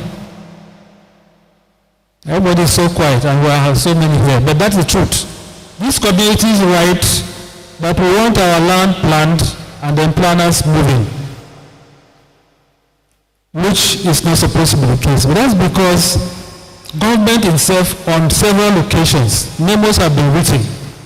Please acquire these lands, talk to these communities, pay them off by way of compensation. Let's do some planning as is done in places like Abuja and other parts of the country. In the absence of that, these communities were giving out their lands arbitrarily. Development was coming up haphazardly, and then the ministry had to intervene. The intervention meant that the communities would dictate the pace, and that has been the situation. The level of engagement has been such that the communities come, we evolve these plans. Most of the time they don't even come directly. They go through, they call them consultants. One of our town planners is one of them, that's town planner Felix Azimba. He has done some of the best plans because he's a town planner. And the process has always been that these plans are submitted to the ministry and they are presented formally. They are displayed in the ministry, presented as plans after a specific duration. Inputs are gotten even from the communities. And then copies of these plans are made, signed out by the Director of Town Planning, the Commissioner, and then copies are sent to the relevant agencies, especially the Urban Development Board. The problem with that method is sometimes plans don't even reach us. We don't get these plans, but they are in existence. We don't get them. Somebody will bring an application, this is where I'm working, I have a house here, and then somehow these plans get into the ministry. Sometimes the Director of Town Planning doesn't even know that such a plan exists.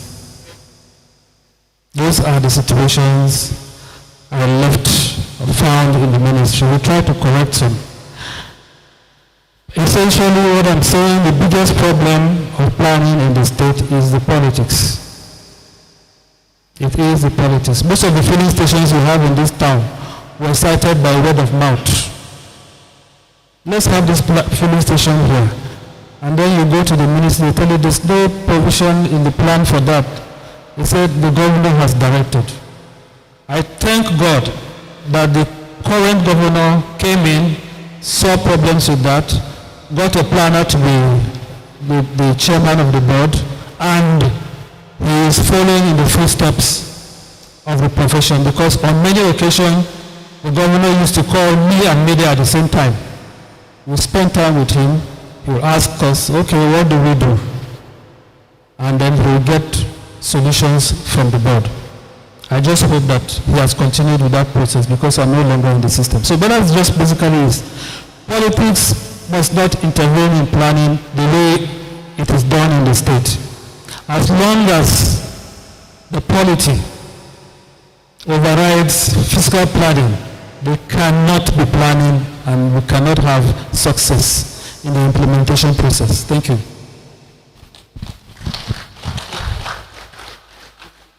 Sir? A round of applause for him again.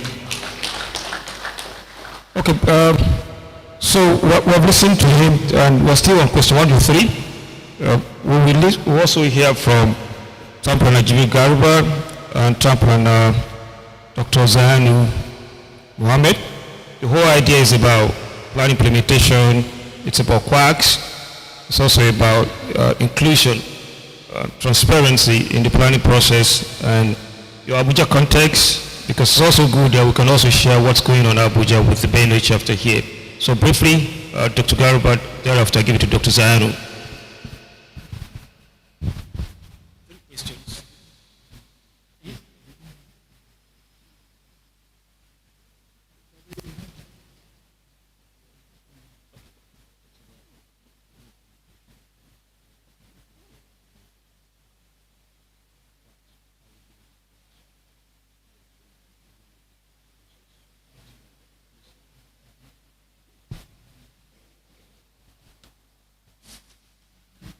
The chairman of this great occasion, distinguished stakeholders, along with the commentaries, the issue of how to deal with the quacks. I actually want to borrow a leaf from the situation in Abuja, where we have series of quacks practicing in all professions. Particularly, my own interest is on the issue of town planning. And to this end, I'm fully aware that my department, that's Department of Development Control, at a point collaborated with the relevant security agencies like the ICPC, EFCC, and the police. And what we do is, any submission from any quack, we request him to come personally. We invite him. After reading through his submissions, then the department will invite him to please come and defend what he has submitted. And in doing that, we use that opportunity. Already we have our security men on ground. So easily they go along with it, arrest him, and then he faced the music there. That is one. And secondly, still on the quacks, we have so many challenges. Issue of certificate forgery. Your name is Mr. A, but tomorrow you see somebody appearing with your title, claiming the same plot that was allocated to you as Mr. A. If we ask him, are you Mr. A? He said, no, he bought it from somebody. He bought it from Mr. A. What can you do to defend yourself? Nothing. So all these things are experiences that we are really, we are passing through in FCT. But by the special grace of God, we are on hand to arrest the situation. And I believe one or two things, as His Royal Highness said, one of the challenges in Benue State is issue of land. So I don't know their own perspective whether it includes all these challenges of forgery and other issues. But basically from our own experience, I think this is how we apply to handle it. Thank you, sir. A round of applause for Dr. Gariba. So Dr. Zayani now, just less than 1 minute, within 30 seconds, your contribution. Thank you, Dr. No, my national president, members of the high table, distinguished guests, permit me to stand on existing protocols. Yes, I want to say a little bit from the Abuja experience and also relate it with that of Benue. Not only Benue, all other states in the federation. Agreed, I'm not from Benue, but I'm not sure the situation is different from other states of the federation. And essentially, what is happening in terms of planning and also implementation, and why Abuja is so different is that Abuja is one of the few, if not the only city that is planned ab initio from the beginning. All other cities, or most cities in the countries, develop organically. Although we have our own form of traditional planning, but what we call contemporary planning, always came later when the settlements are already growing. So it is always difficult. It's more or less like an intervention. But in the case of Abuja, it's a proactive measure. The entire 8,000 square kilometers that was acquired as federal capital city was adequately planned for. But I want to tell you, even with that situation, there are challenges of implementation. And the reasons are not far-fetched. Almost the same reason everywhere. As town planners, we are decision takers. We are not decision makers. So we have politicians at the helm of affairs. And whether we like it or not, they decide what comes to be. So I think a way forward, as many people have suggested, is for town planners to actively participate in politics. I think that will go a long way in solving some of our problems. Thank you. Thank you, Dr. Zayani. I'll come to you, sir. Following the floor. Thank you, Dr. Zayani. So I believe we have treated question 1 to 3, which dwell on plan implementation, what plans are on the shape, the issue of quacks, and the inclusion, why plans need to be transparent and the people need to know what we're doing. Next, now, we had people from the traders. We're happy to have those who came from Watertown Market and the rest of that. And there was a question about traders' involvement and how they can also enrich the process. So we have Rick here, who is the chairman of Women Plan Association. She's going to respond to that, bearing in mind that she also interacts with lots of people, the gender, women and all that. After her, then the Reverend Father will now talk about the participation of people with different backgrounds, because the church also represents society, and how we can reach planning in Benue State, especially in terms of participation and all that. Ricky, over to you. Thank you very much, our indefatigable MC, the president, the national president, our professor. 2 minutes. Okay, let me. Okay, members of the high table.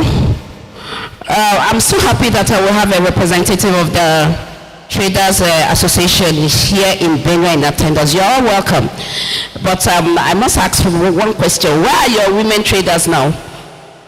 Why did you come alone without your, because the women actually form the major part of the Traders Association. So I feel you will have just to make sure that we have a gender balance, you will have come with your women executives now.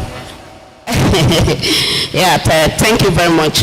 Now I have to start with my women, because when we talk about this planning process, as regards the traders, we talk about the women, the children, and even the men, and also even the disabilities in our society.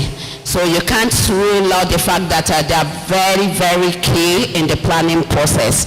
And when we have all of this, this set of groups actually enrich the planning process. We have for the women the diverse perspectives. That's bringing unique experiences and insights to the planning process. Honestly, when you have women as leaders, especially the progressive women, you see them making things happen differently. And I'm sure, in fact, it's all over that the women town planners are making waves. It's because we come with our unique perspectives, unique, ideas to help our men and to help the profession to move forward. So they are very key in the planning process. You can't, engage in the planning process without informing the women, because that means that process is not inclusive. And all over the world now we're talking about inclusivity. So when we have the voices of the women in the planning process, honestly, you are sure that your process will be seamless and it will be well appreciated, and it will also be a very common one. So for the children too, they are very, very important. Why? Because they come with their innovative ideas. Especially the Gen Zs, in fact, some of the ideas they come up with, you'll be amazed and surprised that such children will come with such ideas. So they're equally very important in the planning process. While we'll go straight to the traders. Of course, the traders, when we talk about the traders, they come with the local economic insights, where they provide valuable knowledge about the local economic activities and needs. So you need them to be part of the planning process, because when we talk about that, the economic benefits of a particular community and nation depends solely on those traders. So as they interact, as the buying and selling goes on, it actually adds values to the development and sustainability of that community and the nation. So by involving these groups and the planning process, where in the planning process we will have to record enhance inclusivity and improve relevance, developing plans that are responsive to the needs of the people. So they also foster community ownership.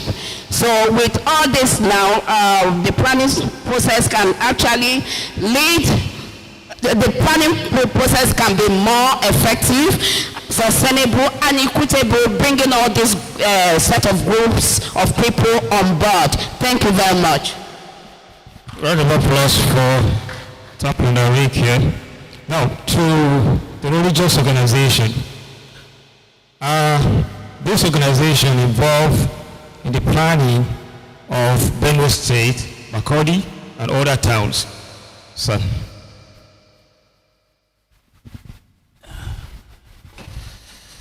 Members of the high table, my fellow participants, I claim your indulgence to stand on the existing protocol. Our rector in the seminary used to tell us that when experience is talking, observer should keep quiet. Most of us are here as either consumers or observers. You have professionals and people from lands, commissioners who have served and retired members are all here. And some of us are here as consumers or participants. But one problem with us here is that from the perspective of the church, we try to educate people to respond to those government policies. What is like civic to self-government. You cannot you can, what I will say is that talking without doing does not make a good citizen. We make a lot of noise, I'm sorry to say. We talk a lot on the TV and in Nigeria, to be precise, when you don't have credit in English. You're not allowed, you will not be admitted in the university. So we know how to talk, we know how to speak. But when it comes to implementation, it's another thing. In Benue and in Makurdi, to be precise, it's like when rain is gathering momentum. Without the drop of rain, you will experience flood. This is because we are not a disciplined people. Either town planners are not working. This is simply because in some places or towns, you have areas mapped out. And where there are new layouts, you go to Ghana. Streets are being constructed before participants will come to occupy or build their houses. Layouts are being mapped out, and there are no rules. In the existing structures, people build and sometimes block rules because they are important. And once you are going on that, there's no way you have a good society. I'm not talking about a perfect society, but a good society. You have people who are above the law. Unless we are able to do something about that, unless we are able to attack the causes before the effect, we will not go anywhere. So I want to appreciate organizers of this, but at the same time, as I said, if we come here and talk from morning to night and go out and there's no implementation, it will not take us anywhere. Thank you all. Another round of applause for Reverend Father. Now to Benjis. Why is it that urban plans that should be done by Urban Development Board being done in lands? That's one. Two, do we really have planning in the state, or do we have plans? This was a question that Prof. Raised and other ones. So I will give it to you, Prof, to respond to this and any other thing. You have just 3 minutes, sir.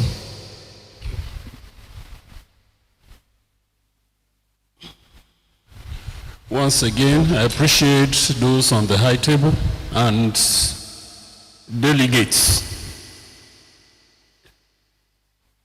The first thing I want to talk about, Mr. President, is that there is a disconnect between the Institute of Town Planners and government. Maybe government in Benue, maybe government in Nigeria. Most of the times, it is convenient for professionals to gather themselves, enjoy their rhetorics, talk about what they should do, what they are doing, what they haven't been able to do, and then they go away. And there is no connect with government.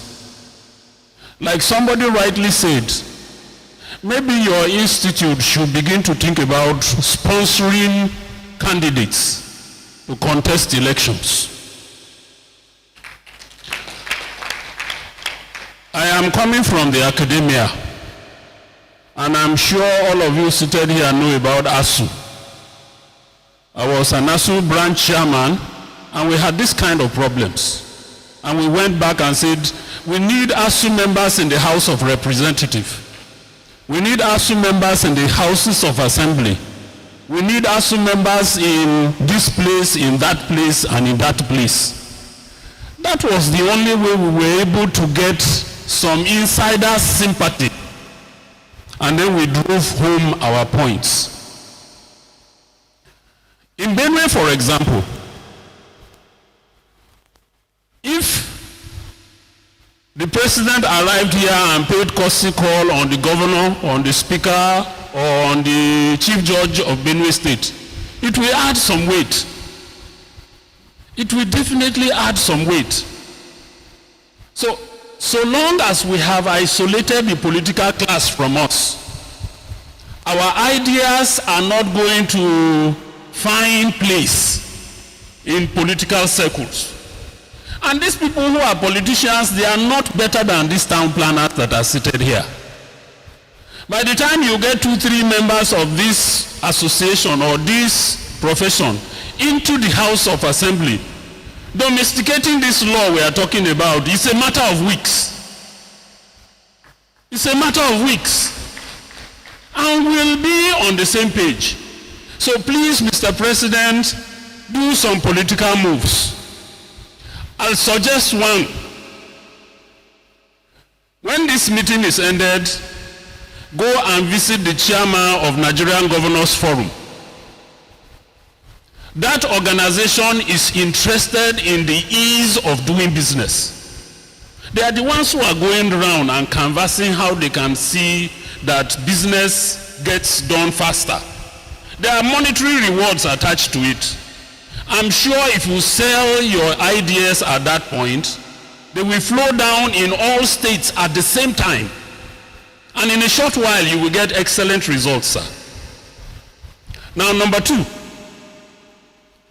I disagree slightly with Mr. Ada over town planner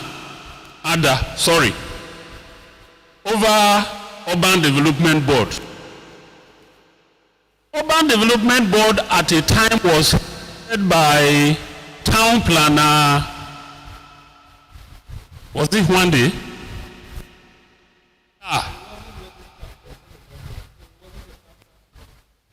He read town planning. He wasn't registered.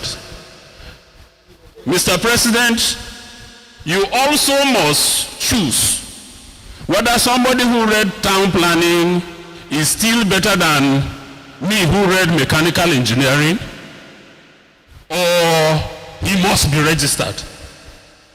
For us, we give both to you. He read town planning. He was nearer town planning than me who read mechanical engineering. So if they give him an appointment, we in engineering say they have given town planners that appointment.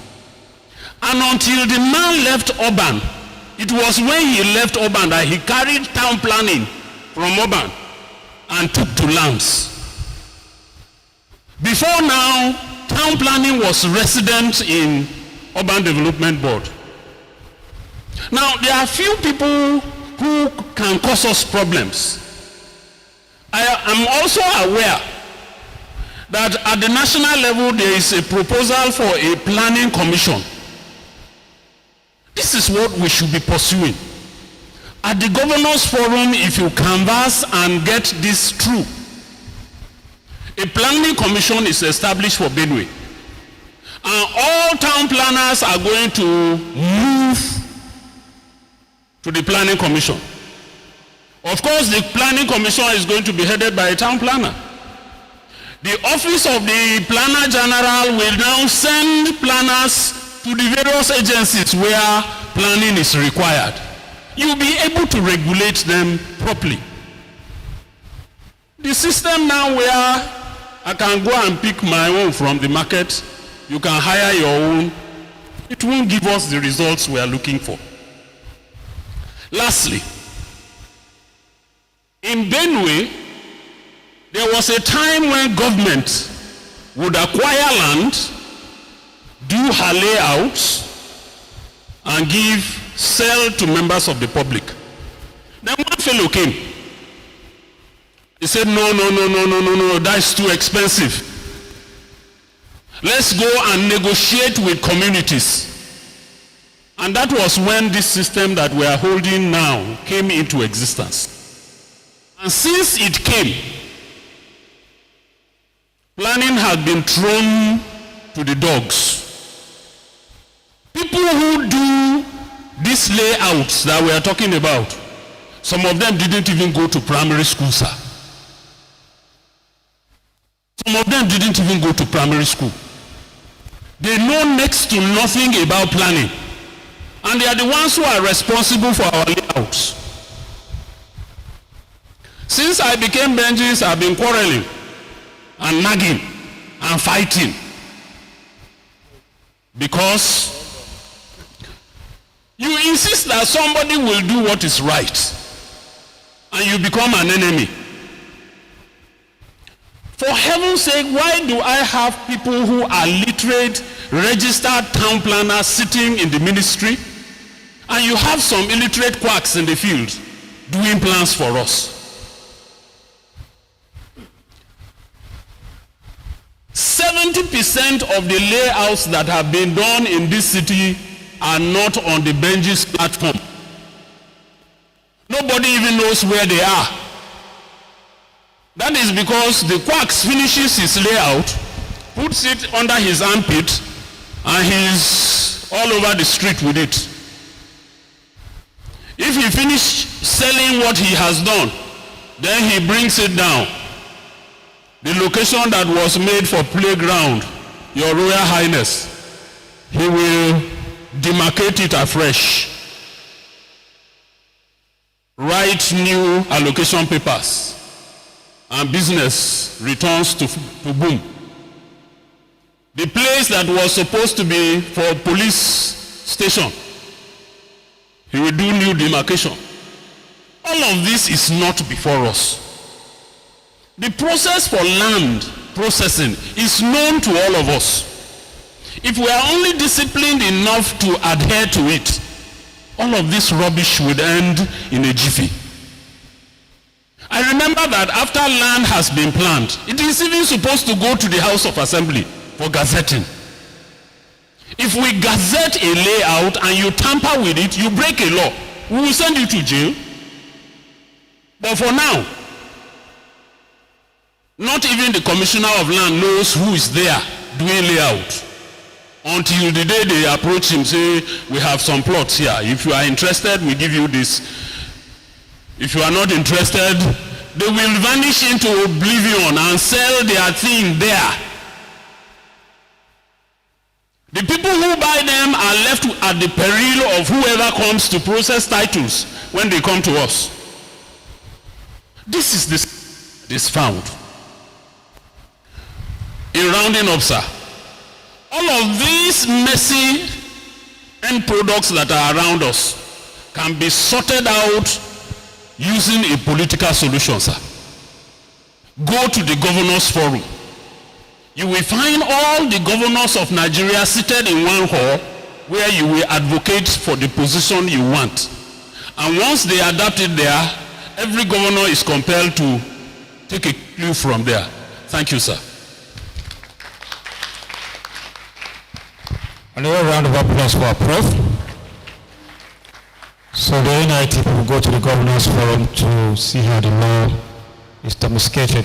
So almost coming to the last lap of this first round of engagement, we will now go to our past National President, Trump Planagarvan.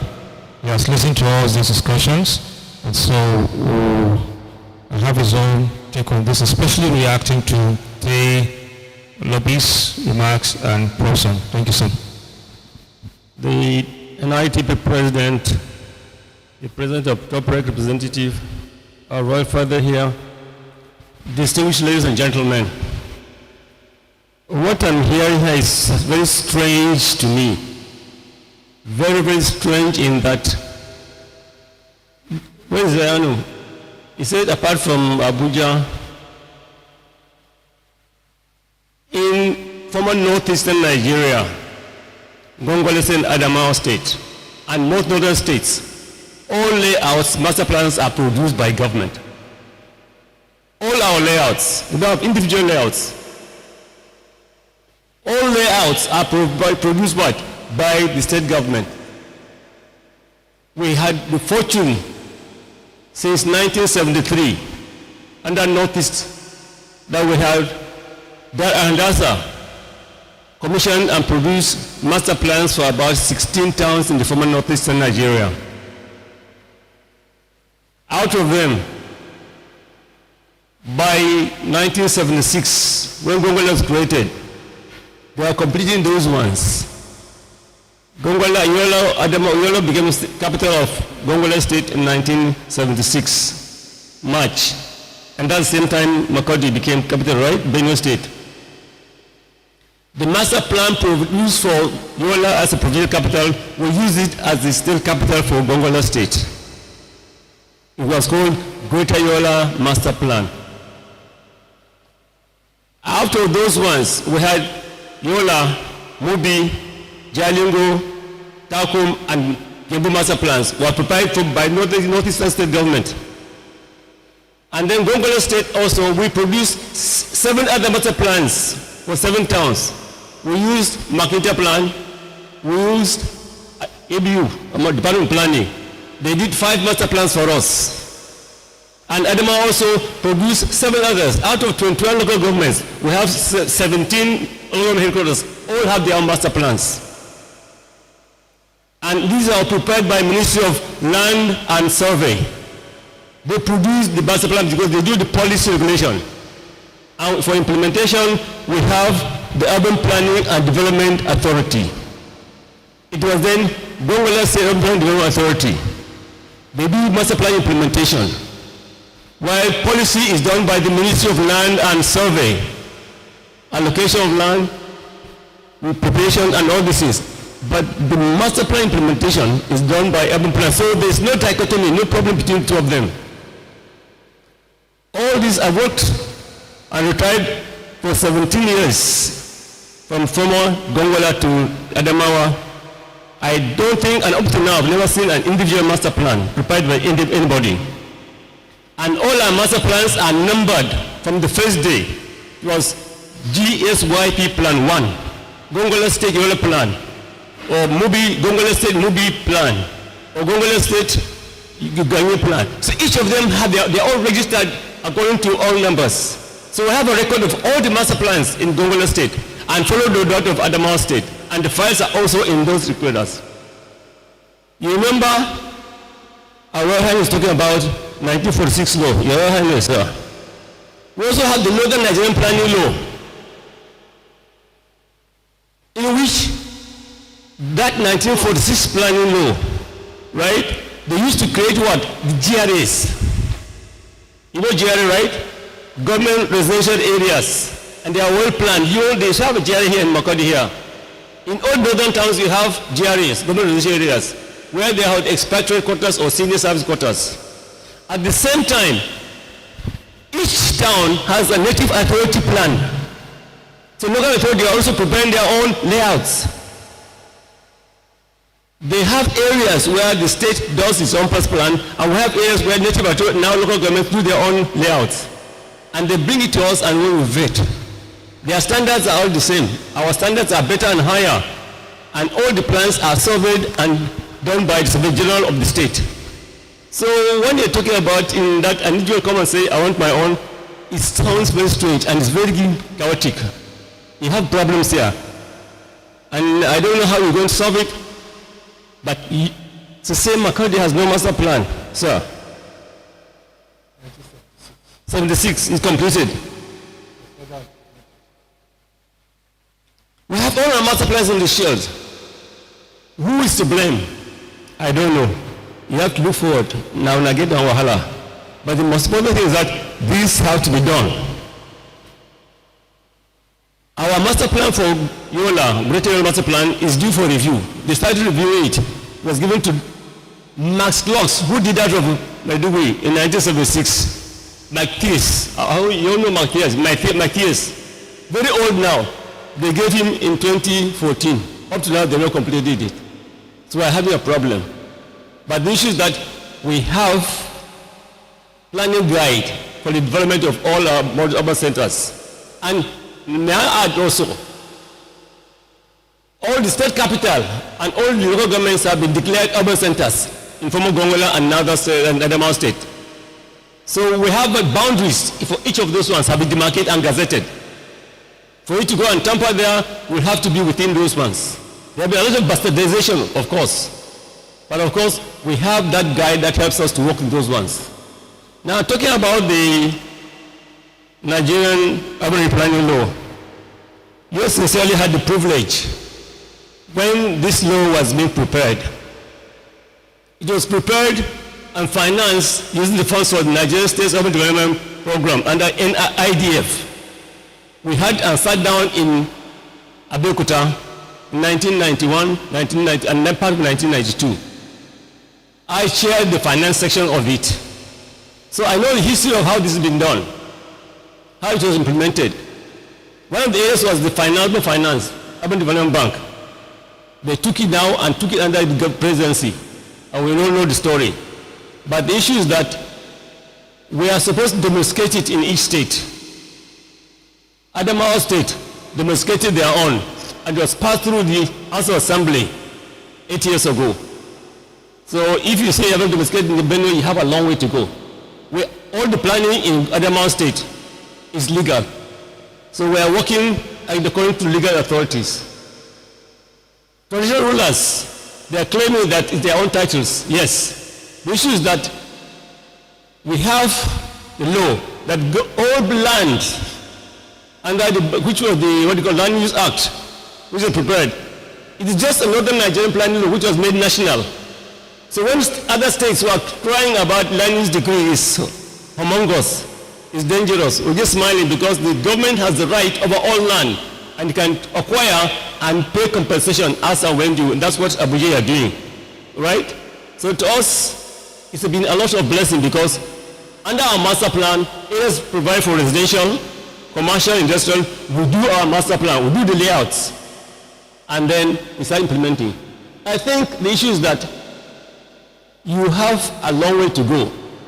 When we were doing it, it was much easier. Now it's getting more difficult. Individuals are finding it difficult to release their land because land is getting more precious. Benue State, you have a big problem. For you to start doing it, you need, as I said, political power, political will to do that one. My friend, the Prof has just said, you need to walk the act. You have to walk in the corridors of power. You can't just stay outside there. You must have people within the corridors of power to be able to influence your decrees or your laws, your planning law. If we stay there making noise, going to workshops and calls about do this and do this, without us being in the center of things, we will cry from here to I don't know when. And I think, Mr. President, you have to do that one now. You have a big job to do. I don't know what I can help you, but I've just stated the obvious, is that Benue State, you have a unique situation. And it's only you. Nobody can wear shoes for you. I thank you very much. Another round of applause for our past national president. The Benue situation is quite unique, and Professor Gise will be able to talk to us about this unique situation and how we can pull through this. Also bear in mind to lobbyists' remarks and all the discussions that we've had today. Thereafter, the national president will conclude all the discussions.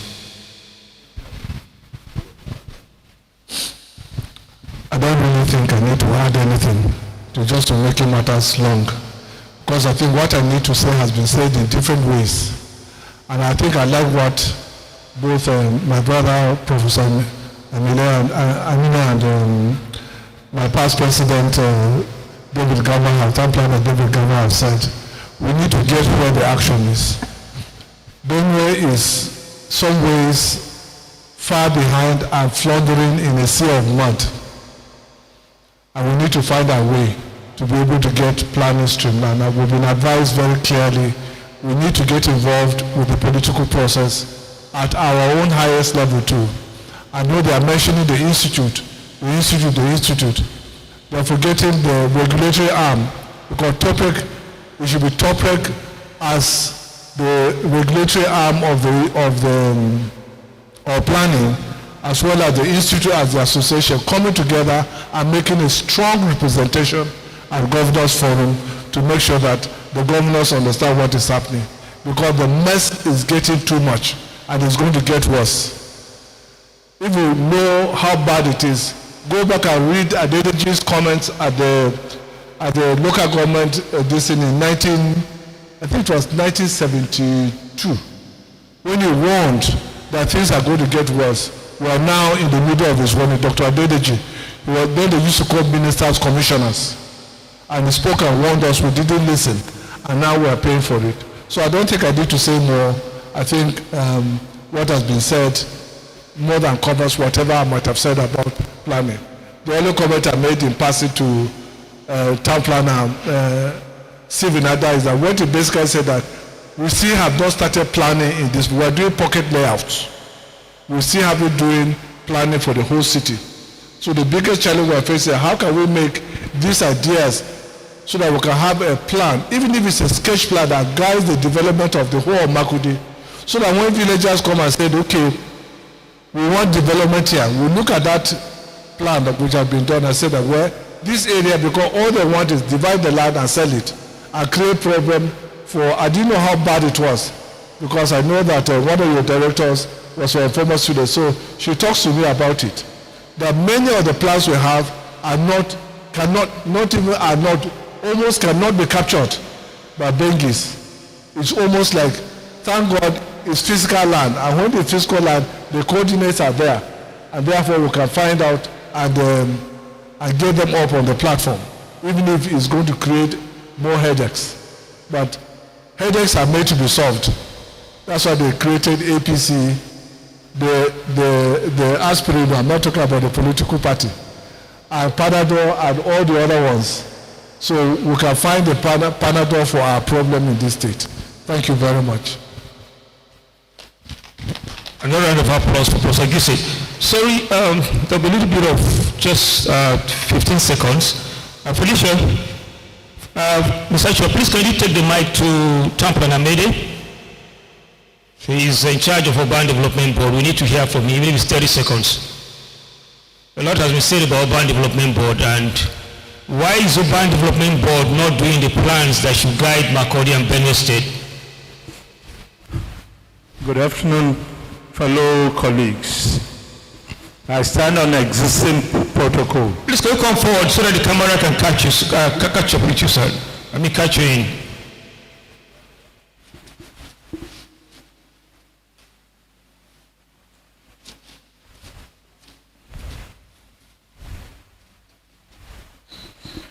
Once again, good afternoon, fellow professionals. We at the board, we have a lot of problems, agreed. The board is supposed to handle issues pertaining to planning the town because we're the city managers.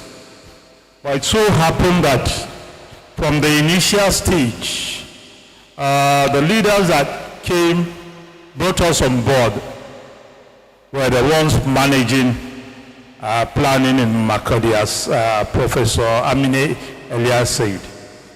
But when my organs were going back to lands, they moved back the planning of the city. And since then, we have been having problems, issues with lands and survey. Because in every situation, you see a layout being prepared very well. From nowhere, you see so many reviews on one particular layout. So we're always having issues with the public. At times we go demolish someone's house because he has built on the road, only for Lands and Survey to come up with another layout saying it's a review. All these things were not gazetted. So we'll be having all these problems these days, but along the line now, we contacted House of Assembly. We are now thinking of addressing this particular issue, whereby planning the city should be reverted back to Urban Development Board. That is where we are heading to now. And very soon that will be done. When those things were happening, actually, I had my brother Steve Ada, who was always behind me, because whenever I brought up this issue, I have a lot of attack from people from Lands and Survey. But Ada was always constantly behind me that this should be done. And very soon this will be done. And I believe if this is done, everything will be in order. Thank you, my brother. We thank you. Round of applause for Chairman Amede. We thank Chairman Amede for his own response. Mr. Chair, please can you take the mic to Azage, who is the Director in Lands. We need to hear from him before Mr. President concludes. Good afternoon, the high table. You're welcome to Benue State. And as regards to what the General Urban Development has just said, I can only say that I would have said a lot about this, but unfortunately my commissioner is not here and my permanent secretary. So I wouldn't want to delve into what will lead me to trouble tomorrow. I can only say that planning is actually what I met in the ministry is that the ministry does the layout and the urban implements everything. So that's what we've been doing. And again, the Benji's director actually mentioned something that actually caught my attention. Yes, these layouts are actually carried out by contractors. I wouldn't call them consultants, because to me they don't meet the status of being consultants, they're contractors. We made this thing under the former Commissioner of Land and Survey, John Tondu. So he brought this idea of this issue of contracting these layouts to these people. So after he left, it continued. And the question now is this: how would we stop this? But I want to say something again. My current commissioner is a friend to planners. Because when he came in, I actually discussed this issue with him. And he said that he wants to bring planning back to the ministry. And I keep asking this question. But the only thing I get is this: these guys, some of them are very close to these highly placed politicians and are highly connected. It's not just easy to push them aside, but he's doing his best. And by the grace of God, he will succeed. I'm hoping and believing that this will be pushed aside and plan will come back to the ministry so that everything will be done as it's supposed to be done. Thank you very much, sir. Okay. Thank you, Director of Planning in Ministry. So we give the national president to...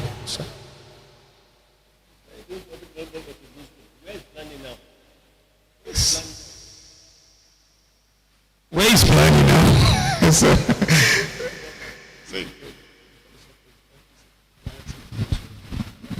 What protocol? Sir, you said planning was going to ministry. And somebody said planning goes to urban development board. Where's planning now? As I said earlier, under the law, we have that of this ministry, policy making, and ministry on the development area for implementation. If you put all in one basket, you lose. You have to have planners in both institutions. In the land and survey for the master plan preparation and the layout preparation, while in the board is for the implementation. Right? FCDA, you have the urban planning division, you have the road control, and you have different departments. You cannot have planning in one unit. You are going to kill people. You have more jobs also for your planners. You have to be here and there, or else you're killing yourselves. So please, Benway, make sure that you have planning in all the setups, because it's all encompassing. Thank you very much. Over to the national president so that we try.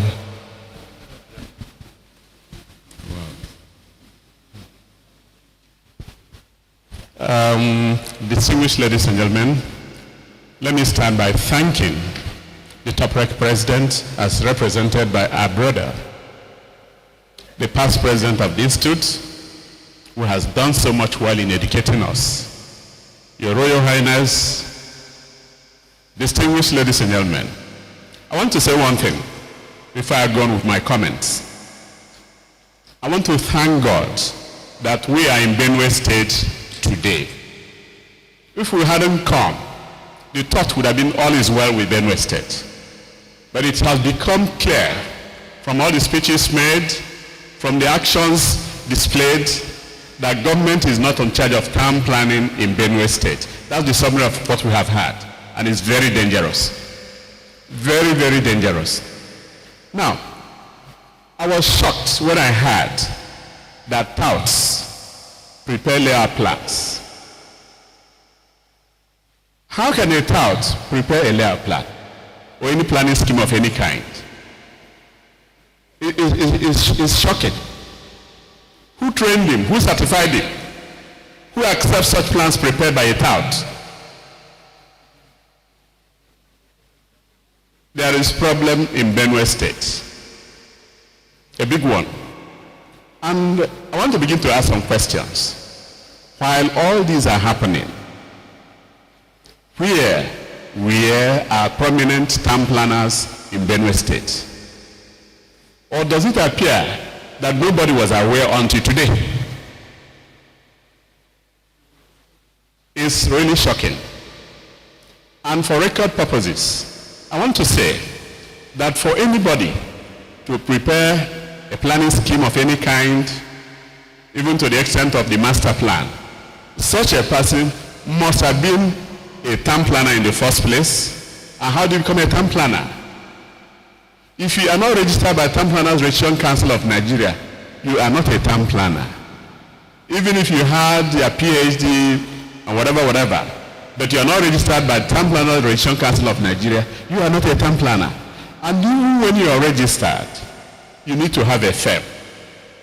This firm must also be approved by Town Planners Registration Council to enable you to become head of a planning firm or a consultant of the town planning profession. When you are not any of these two, you have no right at all to come close to anything town planning. Let's sound this as a warning. The other shock is that even when they prepare the plan, the Ministry of Lands and Survey still accept those plans. And the Honorable Commissioner who is in charge, like somebody said, will only know when the plan and main plots are being allocated by who? Let me ask us. By the Land Use Act, what government intended to achieve was to ensure that the land is under the supervision of government. And why is that necessary? It is necessary because land is limited in supply. Those of us who understand the elementary economics, of all the factors of production, land is the only one that is limited in supply. And is essential, it is needed by everybody.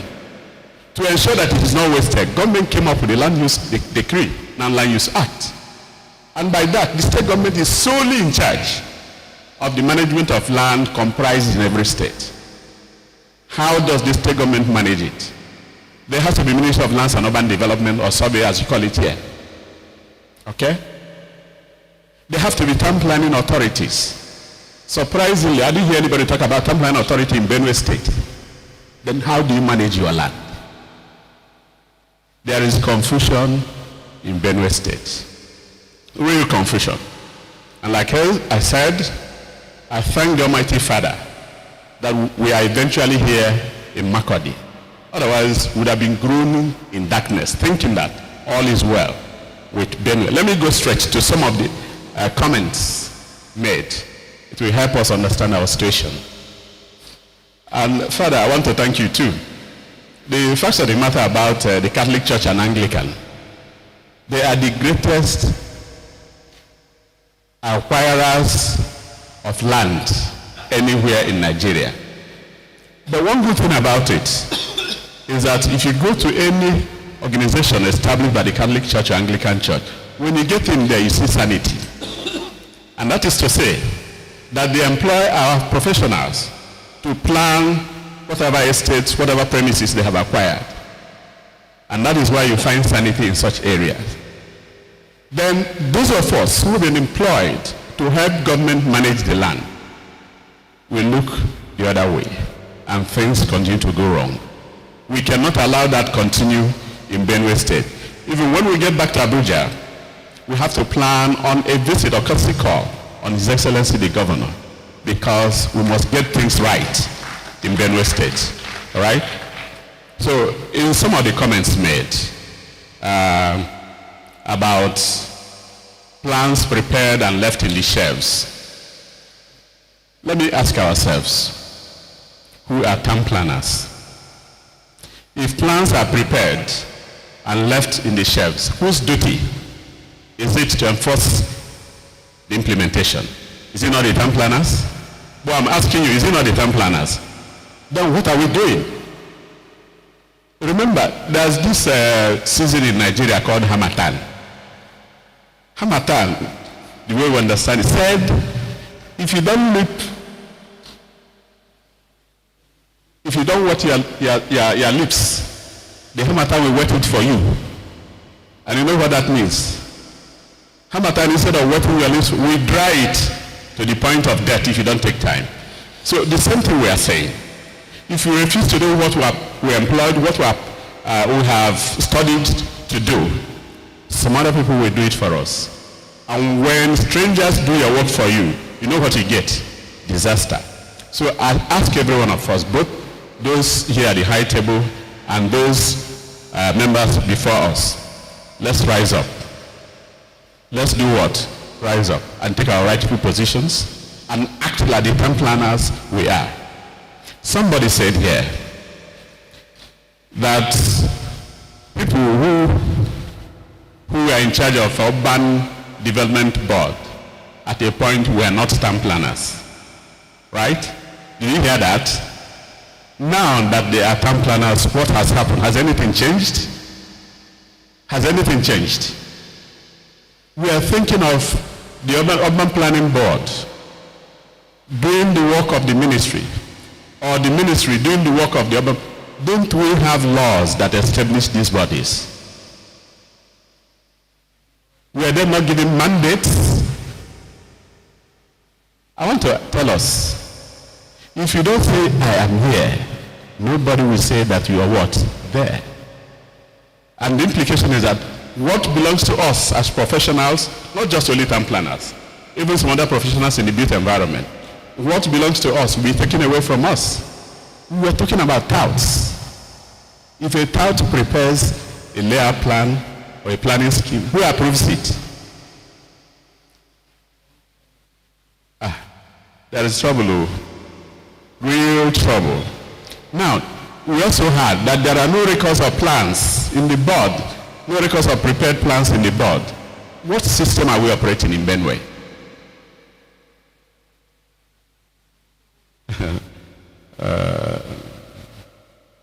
Then we also went further and heard that implementation of those plans were political. Yes, planning is politics. And let us also know that for you to succeed as a town planner, you must work together with the political leaders. Because any plan prepared by us but not approved by government has no meaning. And that is why you have to map out your strategies on how to reach out to government, make them friendly, let them understand what you are supposed to do, and then they will assist you by getting that done. And their role is to give approval by whatever plans are generated by the town planners, either in the ministry or at the board. Right?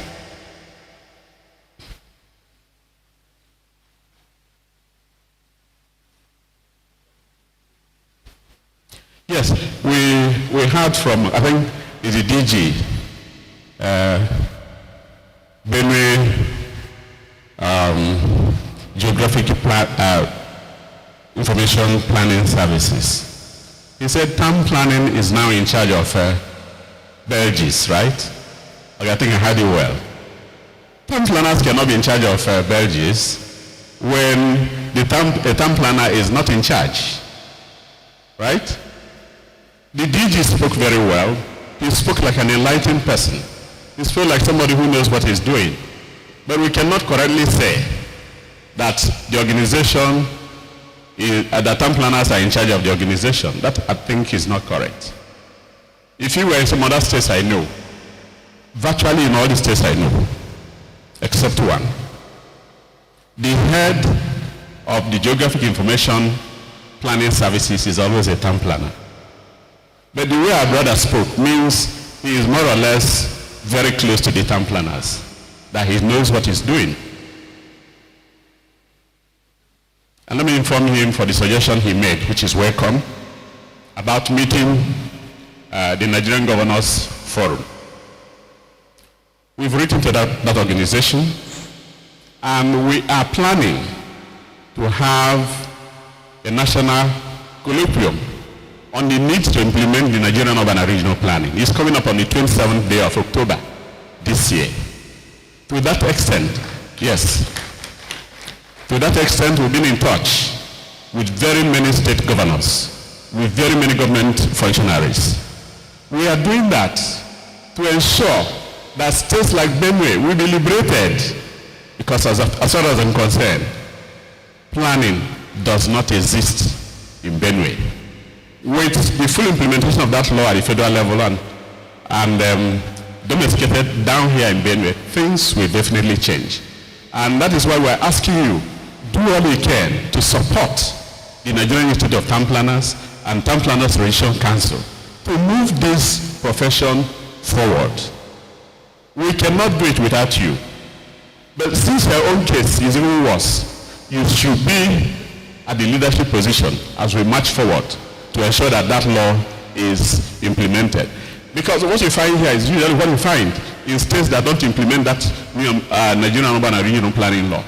Even the 1940 law, you are not implementing it correctly. And I don't know how to say it.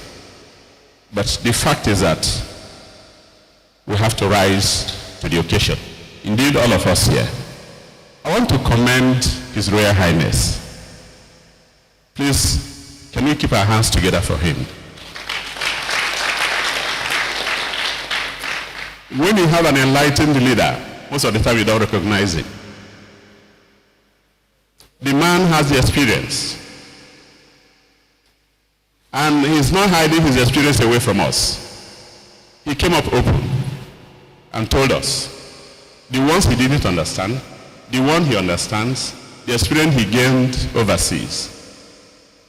If we continue the way we are going, shall we ever get to the point where what he saw overseas could be implemented in Benue State? And let me warn again. I did mention at the beginning that every small settlement is a potential urban area. If you think there is land in Benue State, you are deceiving yourself. Anywhere that is built upon, you can't recover it unless through demolition. So the option we have is to prepare master plans for many of our growth centers in Benue State. Prof talked about Otubo. Prof talked about Boko. And some other ones I cannot remember. Take this message to the government and people of Benue State that we need to prepare master plans for these growth centers. When past president was talking, he talked about, if you like, he called them urban centers. Because from growth centers that he moved to urban centers. When my Oga, the past president, was talking, he talked about the 1976 Dasuki Commission on the local government. By that commission, every local government is regarded as an urban area. How many local government areas do we have in Benue State? 23. How many of them are urban? How many of them have master plans prepared for them to guide their growth? Remember one thing. Unless we remember ourselves, others will not remember us. The concern of the Nigerian Institute of Town Planners and Top Rep is to ensure that every town planner has a job doing. Is to ensure that appropriate environments are created for the performance of our duties as those working in public service and those working in the private service are consultants. And for us, for it to work, it behooves on all of us to come together, agree, and pursue this goal, so that at the end of the day, there will be no cause for regrets. But if we continue the way we're going, like His Royal Highness said, in 50 years' time, where do you think will be the boundary of Makurdi with other local government areas in Benue State? There will be no boundaries again. And when you don't prepare ahead of urban crisis, it will swallow everybody. And that urban crisis is imminent. because the relationship between the rural area and the urban area is always that of migration from the rural to urban, right? And that is to say that a point will come when there will be no space again, just like what we have in Lagos. But the luck, like of course I did mention earlier, is that Lagos foresaw it. Lagos State government had enough town planners. Lagos State government patronizes consultants. So they prepared ahead of the arrival of the conurbation of Lagos into one city state.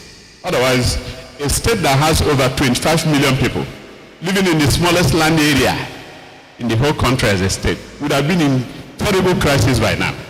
The government prepared ahead of the time and is containing the situation. Are we waiting until we become like Lagos before we begin to plan? We should not. We should plan ahead. And that is why we are planners. Having said so, ladies and gentlemen, I want to thank all of us who have been patient enough, staying from morning till now, listening to what we are saying. But what is more important is that you don't listen and throw away. You listen and carry it home. You listen and take it to government functionaries. His Highness said, where are the local government chairmen? They are not here. Market women, like my sister asked, they are not here. The question you asked about the market, ideally, every market should be planned as a commercial scheme. And when a market is planned as a commercial scheme, all the facilities needed will be in there. There will be public toilets, there will be motor parks. Everything that is needed to be placed will be placed in there.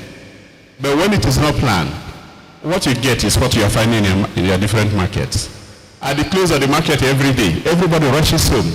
Nobody considers the size of the road through which traders and other people travel. A land use like the market needs a wider road so that by the time the market is closed, everybody can drive home safely. I tell you what many of us have not known. Many people died on their roads to their homes after they had finished work in the office or in the market or whatever the place is because of hold-ups, traffic jam. Somebody who is hypertensive cannot stay in a hold-up for a very long time, right? Somebody who has asthma cannot stay in a hold-up for a very long time unless the car is air-conditioned.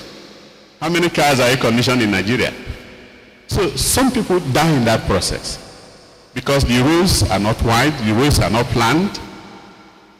But when a city is well planned, everything works in accordance with the goal of that planning. And all planning is geared towards the welfare of the people. And that is why we said any government that has no interest in planning is assumed all over the world not to have interest in the welfare of the people it governs, because it is plan that directs, it is the plan that gives life, it is the plan that actually takes us to the next level unharmfully. Let me not take your time further. I want to thank you again, thank you again, thank you again and again. God bless all of us.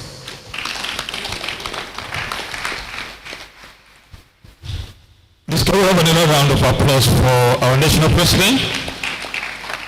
So we want to thank everyone that has been part of this discussion. Starting from my left, I want to thank Town Planner Dr. Jibril Garba for his insights. Town Planner Ricky Fache, the Chairman of Women Planners Association.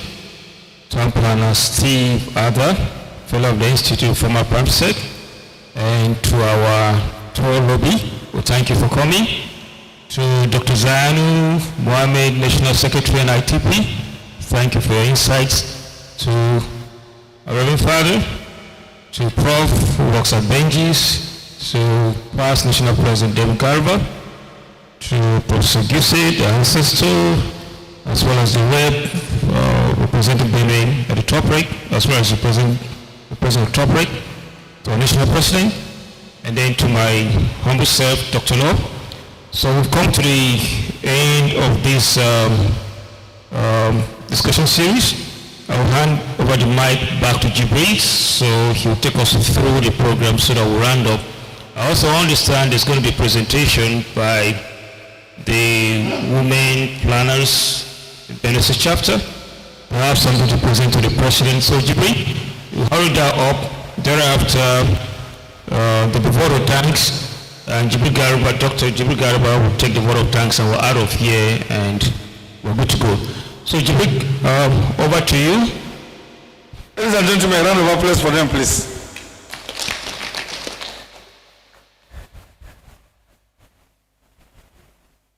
Thank you very much. This has been very educative. We pray that Benue will move forward in planning. Nobody is answering this one. The next on the agenda is refreshment. And I already seen leather passing around. So we'll mix with the next presentation to be made by the women wing of the Nigerian Institute of Town Planners, Benue State. This will be headed by Town Planner Mrs. Idoko and Town Planner Mrs. Dashit Adoration. So the two of you come forward. This presentation will be made to the National President and the National Chairperson of the Women Association of Town Planners. Maybe the two of you will come out. Sorry to disturb you, National President. The women want, now when the women say something, we don't say no. Ladies and gentlemen, a round of applause for my National President.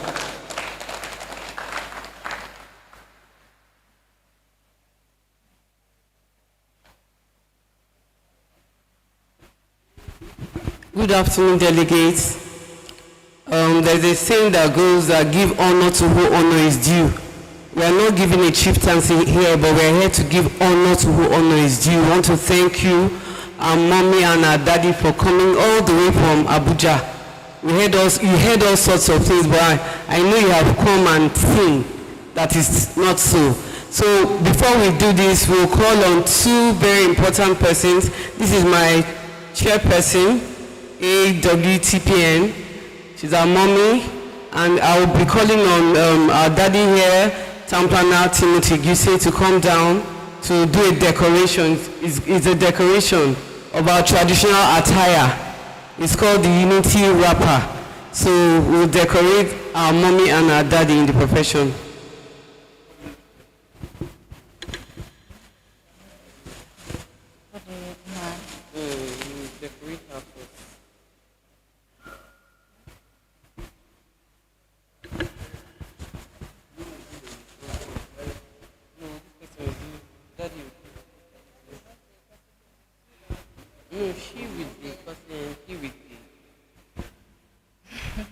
The chairman, all protocols observed.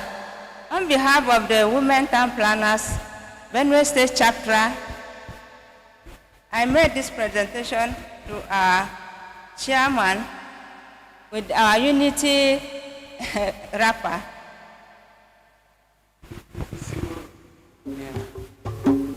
Please, can we clap for her? Thank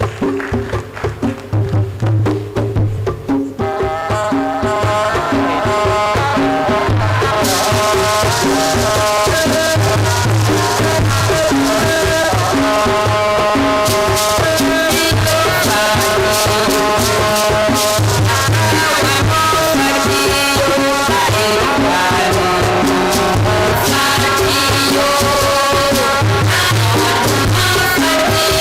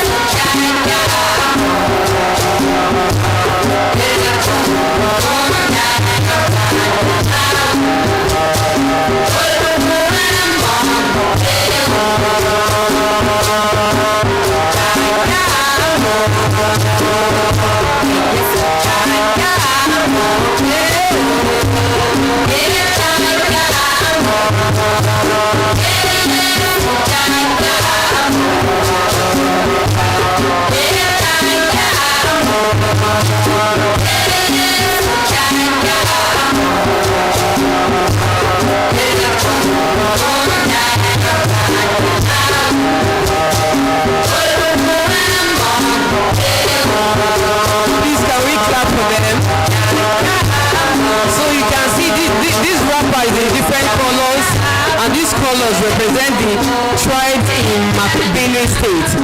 We have the Igede, we have the Ijoma, we have the Tib, and of course Nigeria, the green. So please can you clap for them?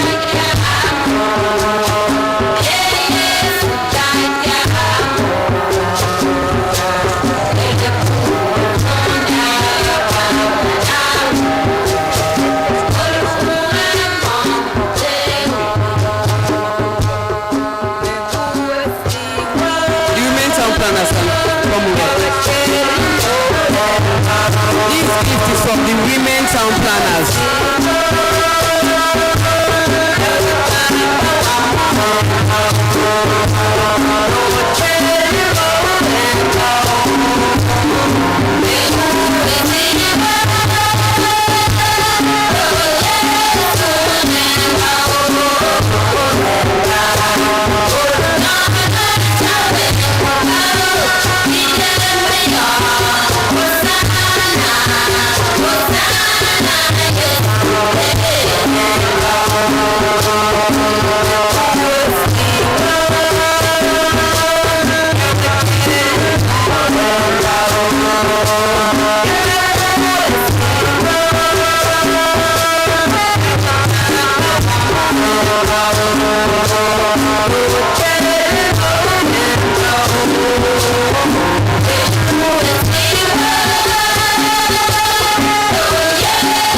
After this, the high table can join with the national president, please.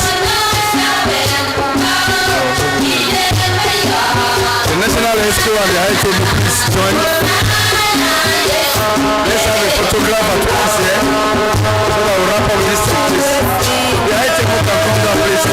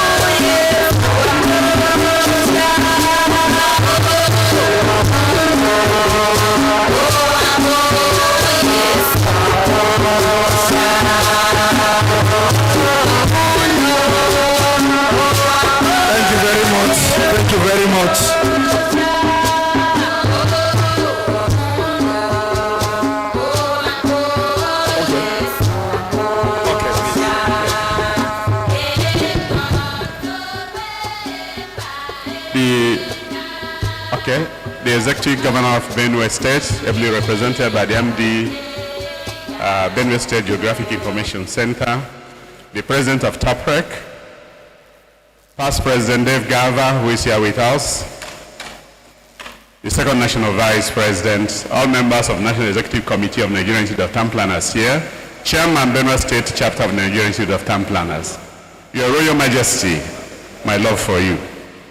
I want, on behalf of the Council of Nigerian Institute of Town Planners, thank the government and people of Benue State for this great honor done to us through the Association of Women Town Planners in Nigeria.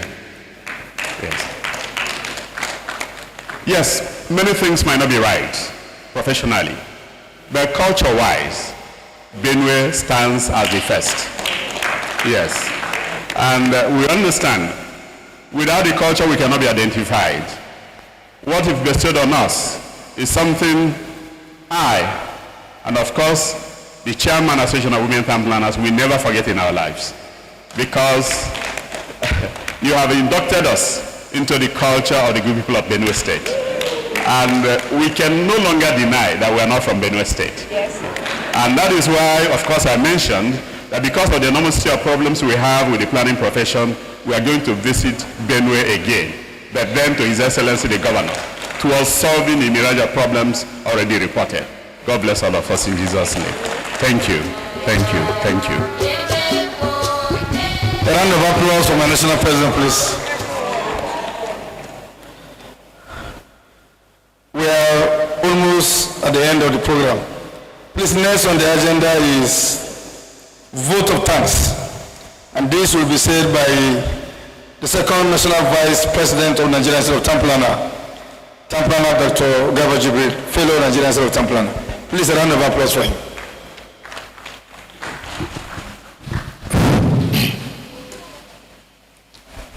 The National President,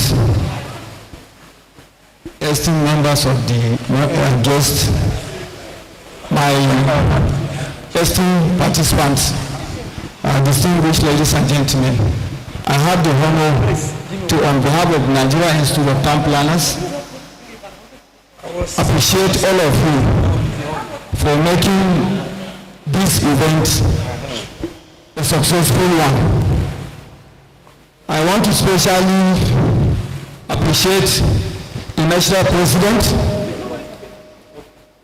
for the journey from Enugu to the great city of Makurdi. We thank him for making his personal sacrifice to make this event colorful and successful.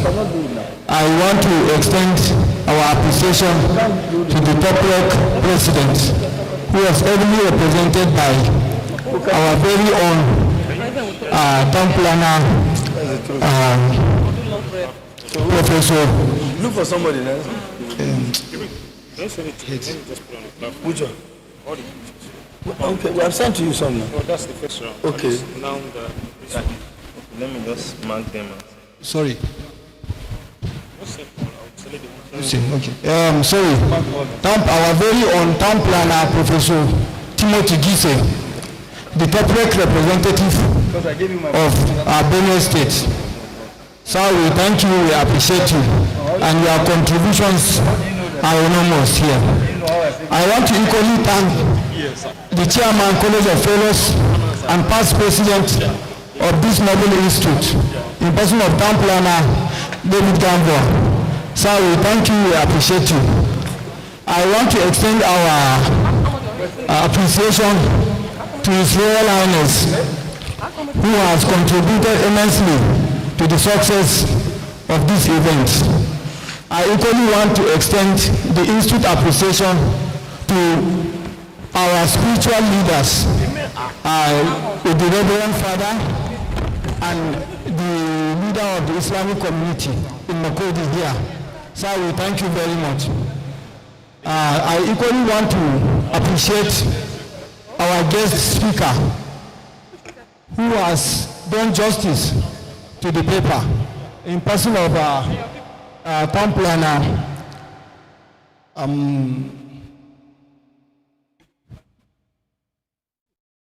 Steve Ada, FNITP. Sorry, it's my boss. Town planner Steve Ada, who happens to be former chairman of Benue State Chapter. Distinguished ladies and gentlemen, I want to equally thank our dear sister here, who is ably representing the women in Nigeria, Town planner Rekia Fachi. We appreciate you. I want to extend our appreciation to all the National Council members here present. as well as the great members of the Benue State who have exhibited a very important and significant courtesy to all of us here by decorating our national president and the chairperson of the Women in Planning in Nigeria. We appreciate the Benue State chapter, and please, a round of applause to the chapter. I want to also appreciate the members of the LOC, the members of the academia, our security agencies that were here, namely the members of the Nigerian Civil Defense Corps, as well as the Red Cross Society. They all honored this invitation, and we appreciate all of them. Distinguished ladies and gentlemen, I want to remind us that this event was televised live throughout Nigeria and beyond. And as you can see on the right side of on the rear side of the hall, we have the media team to appreciate. We thank them and appreciate the entire LOC and the Institute for making this event colorful. Ladies and gentlemen, permit me to thank all of you that I cannot mention. Please, we appreciate you. In addition to the President appreciation and the MPRS appreciation, I say another big thank you to all of you. Thank you, and God bless Benue State. God bless the Republic of Nigeria. Thank you, and well done. Sorry, for tomorrow's program, the MCPD, we start proper tomorrow. And the time, it's 8 o'clock tomorrow in the morning. So let's endeavor to be here tomorrow 8, so that we'll start the MCPD. Promises to be awesome. We want all of you to be around tomorrow so that we participate. At the end of the day, we'll have the best and the best of the last leg in Makurdi here. Thank you all. Alicia? Thank you very much for that wonderful vote of thanks. I want to thank the President because he has known our problem. I'm part of the problem. I know what is going on here, and everything that is said here is the truth. Now we have come to the end of what we have come here today, our town hall meeting, and we are happy. I personally am happy because it's a success, because I believe that every question raised here has been answered, and even the questions that are not answered will be answered, and something will be done about them. And the most important thing I took here today is that the national president we are going to organize a courtesy visit after the whole of this event, so that he will come back here and see our governor, so that a solid thing will be done about our problems in Benue State. So I want to thank you, sir. Now, we have come to the end of this program, so we want to call on Town Planner Oluwafemi, who is the Secretary of the Nigerian Institute of Town Planners Benue State Chapter, to close this event with prayers. Shall we pray? Mighty God that do mighty things, we exalt you, we praise you. You are the Alpha and Omega. Father, we thank you for us to start this program well and we end well. Thank you, Father, for taking absolute control of this program. Father, we bless your holy name. As we have deliberated, Father, we pray that come and grant our leadership wisdom, knowledge, and understanding to control and to implement all these things, because we know that you are the wisest of all sages. Father, we pray that come and help us in this state of Benue, for us to move forward, for us to implement all the planning issues in this state, for us to correct all the issues of our problem of planning in this state. Father, help us as we continue tomorrow. Take absolute control. At the end of everything, Lord, let only your name to be glorified, and blessing for us and shame for Satan. For in Jesus' name we pray. Amen.